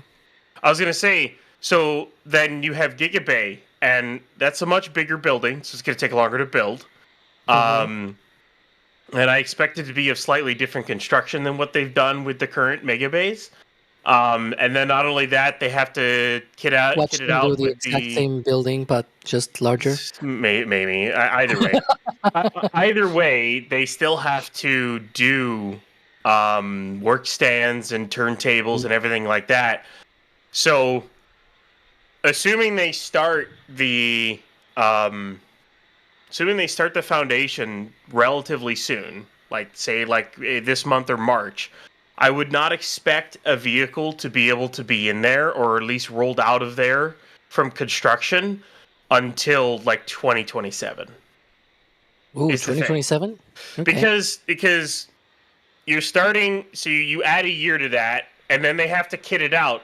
But the other problem with that is you also have to build the factory that's next to it. You have to build that massive factory. Well, but I assume only the Gigabay. Like, I didn't talk about the factory, which, by the way, if you look at our most recent flyover, by the way, yeah, it's gonna be larger than the one at Starbase. How much? Watch the video. But it's gonna be larger. But no, like the way that I was going, Ryan, with all of this is that if they want to launch from 39A before all of that infrastructure is built, they need to ship entire boosters and ships. Like, they cannot do barrel sections and then they stack it somewhere or anything like it. The VAB, that was a possibility until recently, but then we learned from NASA that it's no longer the case, that that all of the high bays are now being used by NASA exclusively, and that there was a point where it was being proposed, but the only company organization that really wanted that eventually pulled out of the whole conversation. And so NASA is using all of the 4 high bays on the VAB. And so the only thing that they can do is just ship the entire booster and the entire ship out there. That's the only thing that I can think of, if they want to really launch within the next year or so from 39A. We'll see. Can you imagine a Starship or a booster on its side going through Port Canaveral past our fleet cams into the turning basin? That's going to look cool. That's going to be nuts. Yep. No, you do got to say something, Jack. What do you think? Oh, you're done? Oh, are you two done? Hey. Hi. Hello. Oh, and I'll say this for Gage. We have 2 fleet cams now, by the way, thanks to Gage and DOS. He wasn't done. Just, yeah. No, do it. No, do it. We do have 2 fleet cams now. What do you think, though, Jack? Yeah, what do you think, Jack? I think it's awesome that we have 2 fleet cams now. No. About when they're going to be launching for 39A and start tearing apart Pad A and all of that. Come on. 2 years. 2 years? That's your whole thing? Yep. That's it? Mm-hmm. That's it? 2 years. What kind of answer is that? Now you know how it feels, buddy. How does it feel? Does it feel good? Do you like it? Do you like it? Do you like it when you get nothing from an answer to go on whatsoever? 2 years. That's all you got. 2 years. Yep, 2 years. All right, let's do some more questions. JS Oh, Web. good lord. I love you, Alex. I'm sorry. No, I'm not. JS Web Music is asking, will we ever see a stubby Raptor? I mean, never say never. No. I hope not, but it wouldn't. It also wouldn't shock me. Dear God, no. Please, no, Ryan? never. Ryan, you sound like you have firm opinions on this. It's pointless. Like, it legitimately is pointless. I mean, they don't use niobium on the nozzle for Raptor, do they? I don't think Niobium. so. No. It's a regeneratively cooled. I think it's a regen cooled nozzle extension on the RVAX. Yep. Yeah, and you're dead. No, they're not gonna make it a stubby one. You lose performance, and you literally can't really lose performance on this vehicle. Not until they get the mass down on Yeah. everything. All right, more questions. Delta FX is asking, any news on Raptor 3 and when it will be installed on a booster, Alex? No. Don't you like short answers? That's my answer. No, there are no news. There is none.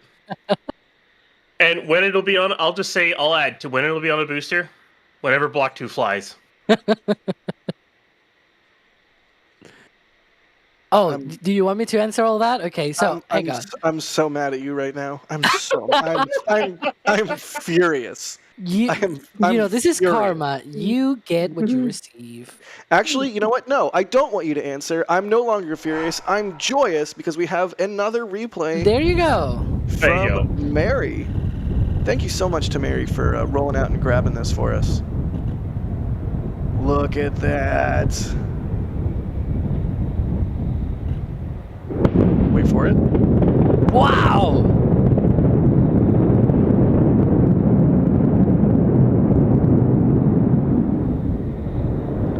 Wait. Play it again without Alex saying wow. Sorry. Way to go, Alex. What is this, your first day?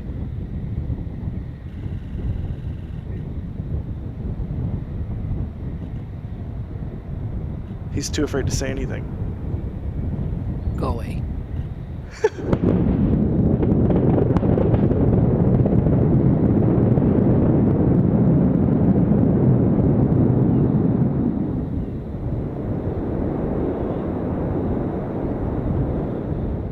Nice.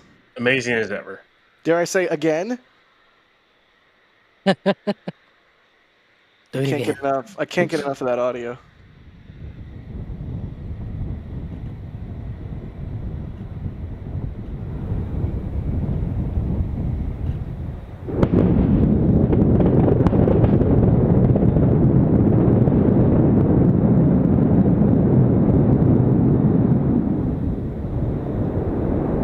It's funny how you can hear the deluge before the engine sound. Yeah. The beep, that high pitch from the deluge. Sorry, the what? Could you do that again for us? No. I've got a new notification sound for when I get a text message. But seriously, that was really cool, especially the audio. Thank you again to Mary for rolling out and shooting that for us. If you guys don't know who Mary is, she is the whole reason we have this YouTube channel, basically, because she lives out here in Starbase and has been documenting this stuff since before day one. So make sure you follow her on the socials. And while you're at it, follow NSF on the socials, whichever social you are most partial to. We're on all of them, folks. But yeah, if you want to keep track of what's going on in Starbase or at the Cape or in spaceflight in general, make sure you follow NSF wherever you get your spaceflight social media and or news. You can see the socials there in the top right. Can we pop up Mary's info? Do we have a card for Mary? She's at Boca Chica Gal on X, the everything app. She is the one and only Starbase OG. So if you're not following her, I don't know what you're doing. Yeah, I know what you're doing. Let's see. Ethereal Swordsman is on a cooking expedition again. They say strip all the engines and plumbing out of Super Heavy. Line the now unfilled tank with a blader. Fill it with APCP, which is solid rocket fuel. Strap a giant nozzle on it. Oh, maybe no. some wings for glide back. Super Heavy SRB. How does Starbase deal with hurricanes? Wait. Ethereal Swordsman, what are you? What? Where did This is that like- go? First off, okay, let's just break this into slightly It's like less psychedelic kind of right. question. Let's break this into less crazy parts. Okay, first part. Okay, Super Heavy solid. We have a new thing for Star to attempt in Kerbal Space Program. So Moldy Space, you have your directive there. Second part. How does Starbase deal with hurricanes? It floods. Yeah. If you remember last year, Tropical Storm Francine went past Texas, or at least past South Texas. It didn't even hit Starbase, but we got so much water, and the tide and all the conditions were just so that the South Bay flooded, and the Highway 4, the road in, flooded. It was like driving through multiple feet of water at some points, like for several hundred yards. It was no joke. And that was a tropical storm that didn't even hit. Like if Starbase got a direct hit from a serious storm, oh boy, that's going to be a bad time. And a lot of the infrastructure is built just right at sea level. Like if you're from a state like Florida, or you've lived on the coast in a hurricane-prone area, a lot of times houses will be built up on stilts. SpaceX is even building a lot of houses on stilts and a lot of structures that are elevated, like residential-wise. But, I mean, you can see and have seen all of the infrastructure here at the launch site as well as at the production site are essentially at sea level, which is not great, Bob. How would they handle a major hurricane with high storm surge? It just kind of happens. A lot of You pumps cross your fingers. and Yeah. a lot of sandbags. I mean, is the honest answer. A lot of pumps and a lot of sandbags, and hopefully we don't ever have to see that happen. Bob Also, Smith isn't the launch site Smith itself in like chat, Alex. Bob Okay. Smith in chat says, "I agree, not great." All right, thank you. Continue. I was gonna say that isn't the launch site technically like a little bit higher up than the rest of the surrounding area? I mean, depending on the tide, it might actually be technically below What do you mean below? sea level. No, I meant like above the surrounding area. I'm not saying Not above really. sea level or below, because at least from your flyover pictures from last week, I saw that there's a bit of an elevation compared to the surrounding flats. I don't know. I mean, to an extent, yes, but it's like a foot or two. It's not like the entire launch site is built on a hill, or that they massed a whole bunch of dirt to make it, noticeably higher up than everything else. It is on solid ground, and it is a high point of the surrounding area, just because there's so many little low points and stuff where the water pools. But the dunes, for example, right there are much higher than the launch site, even the small dunes. And if there was no dunes at a high tide, the water would come right up to the feet of the OLM. If not, I mean, on the right day with the right wind and the right tide, water will just come up Highway 4, like all the way, sometimes to and past the tank farm. Like the Highway 4 will just be an adjunct of the ocean at that point. So if the dunes weren't there, it'd be a different story, that's for sure. Wait, Jay, go back to that other camera. I'm sorry. I'm an idiot. I was babbling. Go back to the other camera. I'm sorry. Yeah, this is the outpost camera. Just once again, I want to thank Rocket Ranch for hosting this camera, because it has a great view of the launch site and a great view of Massey's, which you can have too if you want to stay at the ranch, or if you don't want to stay at the ranch, but you do want to watch a launch from the Rocket Ranch outpost. That is an option. Check them out. I see Nightbot posting the link in chat. Thanks, Nightbot. Thank you, RC Horseman. Anyways, that's that. Thanks to the ranch, because they rule.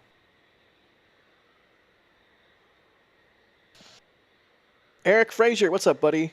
Thanks for the super chat. They say one question per super chat, Ethereal Swordsman. No, it's fine. Horizon Space is asking, do you think Booster 15 will roll back for hot stage ring installation? Sometimes they install it at the launch site, sometimes they install it at the production site. Ryan, what do you think's going to happen here? Roll back and do whatever final stuff they need to do in the Mega Bay, put the hot stage ring on, roll it back out for launch. We're still a decent ways away from launch. They've gotten past the time of keeping a vehicle out there for too long because there's just no reason to expose it. In fact, it's kind of funny it's kind of odd that they didn't stick the white cap on this thing because they tend to want to try to protect those Gridfin motors. And, well, I don't know why they don't have the white cap on, but I guess it is what it is. Maybe they forgot about it again. Yeah, they used that white cap like a handful of times, and then that was that. Go figure. They No used cap it on. for real. They used it on 15 when it went for cryo. So I don't know. Yeah, weird. Also, good job, Alex. I'm proud of you. Jim Laz asking, Astro Awards, when? See, did I miss Tim's stream or something? Any info is appreciated. Tim didn't stream it. I believe it was recorded and will be posted at some point. I know Tim's working on a lot of videos, but the Astro Awards were awesome. I can't wait till next year already. And keep your eye on his channel for that. Ammowund is asking, the white clouds when engines ignite are mostly water being sprayed around, am I right? Or water being flashed into vapor. I think so, yeah? Right? Yeah. Also Technically, the dust. other way around. Explain. Do you want me to go technical? Yes, I would Do love it. that. Okay, so when the engines hit the water turns into vapor. But vapor, unlike what most people think, is transparent. But really shortly after it exits the vicinity of the engines, it cools down. And it cools down into droplets of water that form those clouds. Those droplets of water forming into clouds, those are visible as those white clouds that you see. So the clouds are technically droplets of water, not the vapor. Being very, very technical. It's the condensation of that vapor, essentially. Good answer. Quality answer.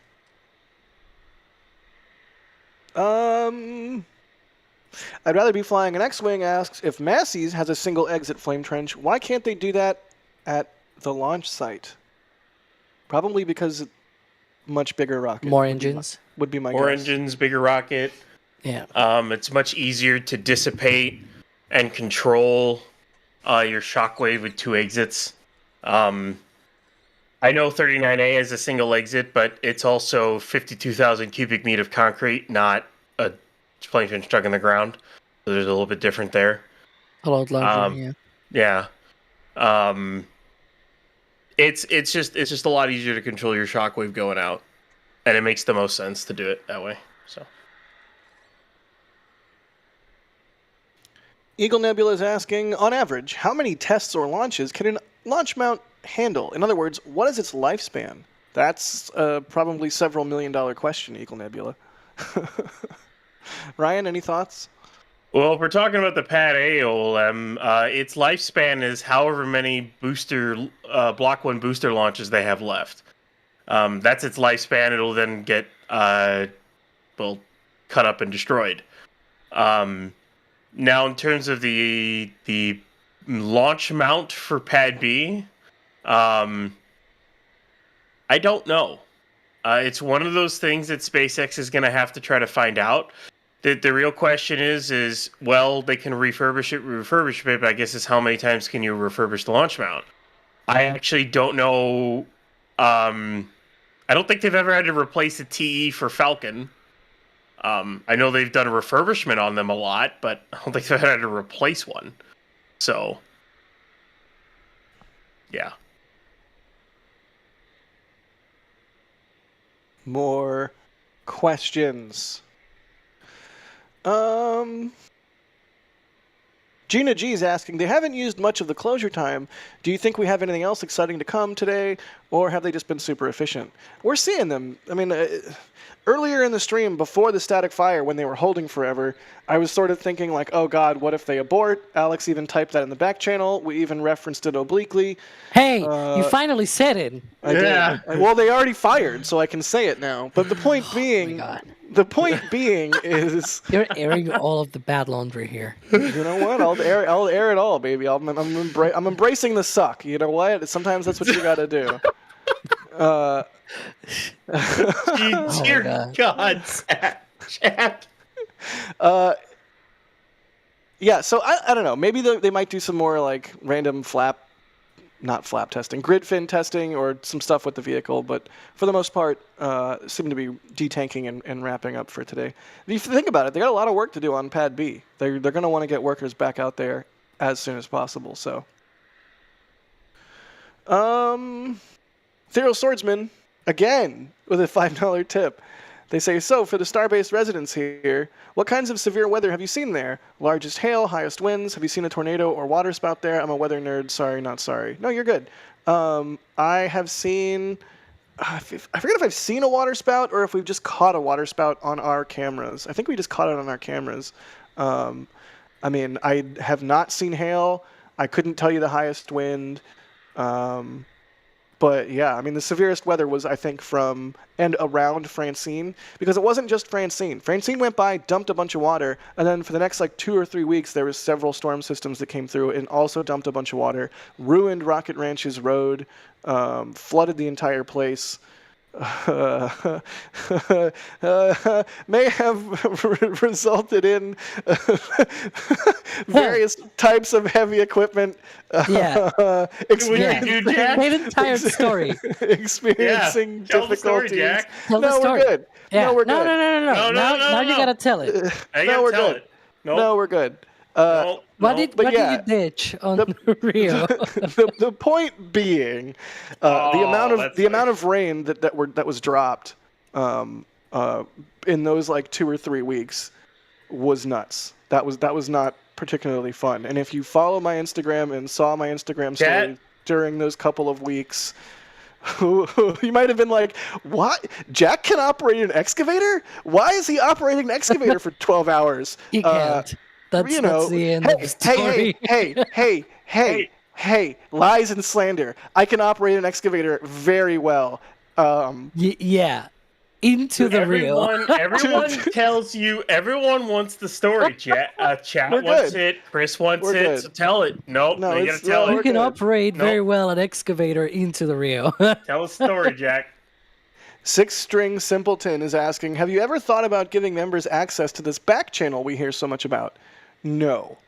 Oh, we love you members. We love you members. We absolutely do. And we try to give you as much behind the scenes and cool content as we can. That's what the pre-show and post-show of the Flame Trench are for. That's the closest you're going to get to the control center that we use to run our broadcasts. Because we just can't have other people in there. Like, it's already bad enough with our own people posting memes and joking around while we're trying to focus, which, to be clear, is like, I love it. It keeps things light, and I'm here for it. And when things do need to get serious, it gets serious. But yeah, if you want more back channel, then I highly suggest signing up at Capcom level or above and getting into the pre-shows and post-shows of the Flame Trench. We're doing lately this thing called the Writer's Room with Membis. And yesterday I was suffering through while I was writing Starbase Update. A few of the Membis saw me being very angry at some people celebrating football outside of my window. So that's the kind of access you get. Nice. Yeah, the Writer's Room that we started doing is pretty cool. I'm glad we're doing it. Space Beagle, no, you're not shadow banned. We're not ignoring you. I see you're... Hi, Space Beagle. Everyone say hi to Space Beagle. Darren Moss says, so you're saying excavators don't float. Here's the thing. Here's the thing about excavators. Tell the story. Just tell it, Jack.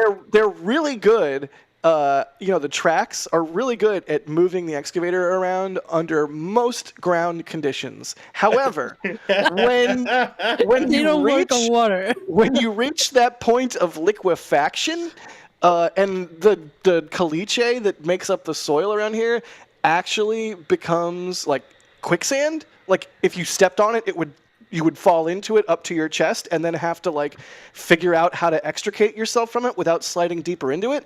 That is an actual thing that happened to both Anthony and myself. Turns out excavators don't like terrain like that. That's all I'll say about Who knew? that. Yeah, who knew? Us. Us did. Let's see. Phil asking me to tell the story. Maybe I'll tell it in a pre-show or post-show. Again, if you watch my socials, if you watch my personal Instagram, then you definitely saw it. If you've watched NSF's Instagram, you might have seen it. But yeah, if you want to know that kind of stuff, you're gonna have to watch my Instagram story. That's where that's going. James Wilson saying that sinking feeling. Funnily enough, yes, and it's not a good one. When you have to grab a tree branch and then like distribute your weight using your arms on the tree branch to then lift your torso out of the quicksand that's trying to kill you, you're not having a good time. I'll put it that way.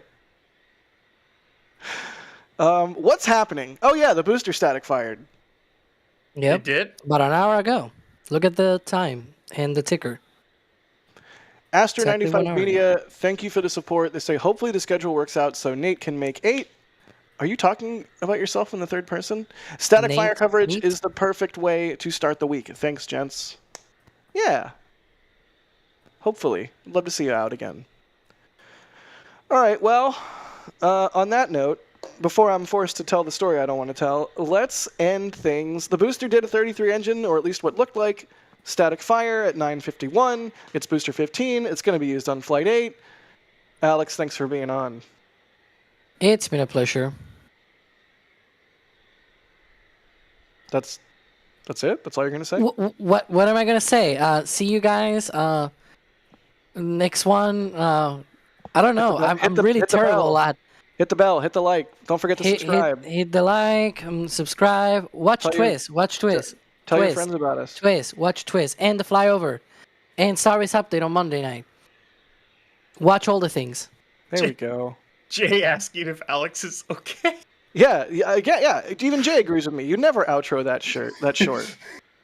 I'm really terrible at doing outros. You can see that on the latest live stream that we've done for Europe's Future in Space this weekend. Wednesday.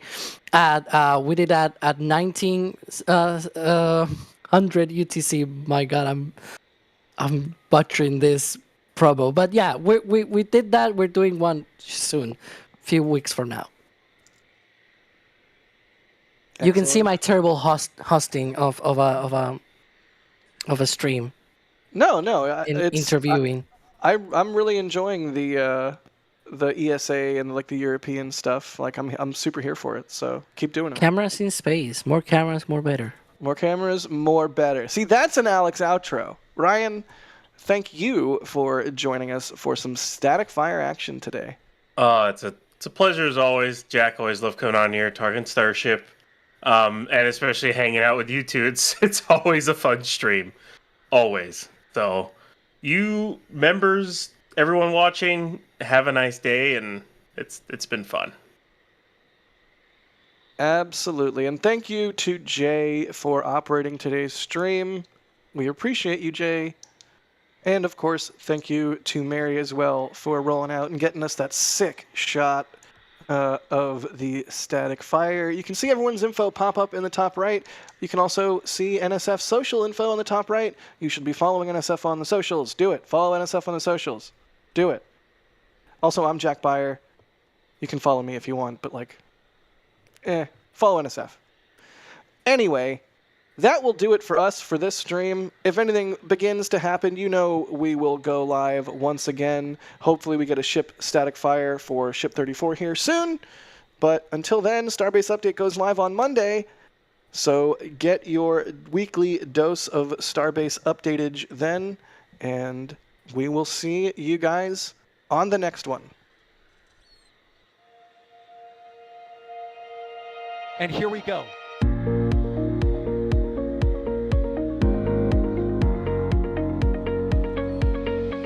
We have liftoff.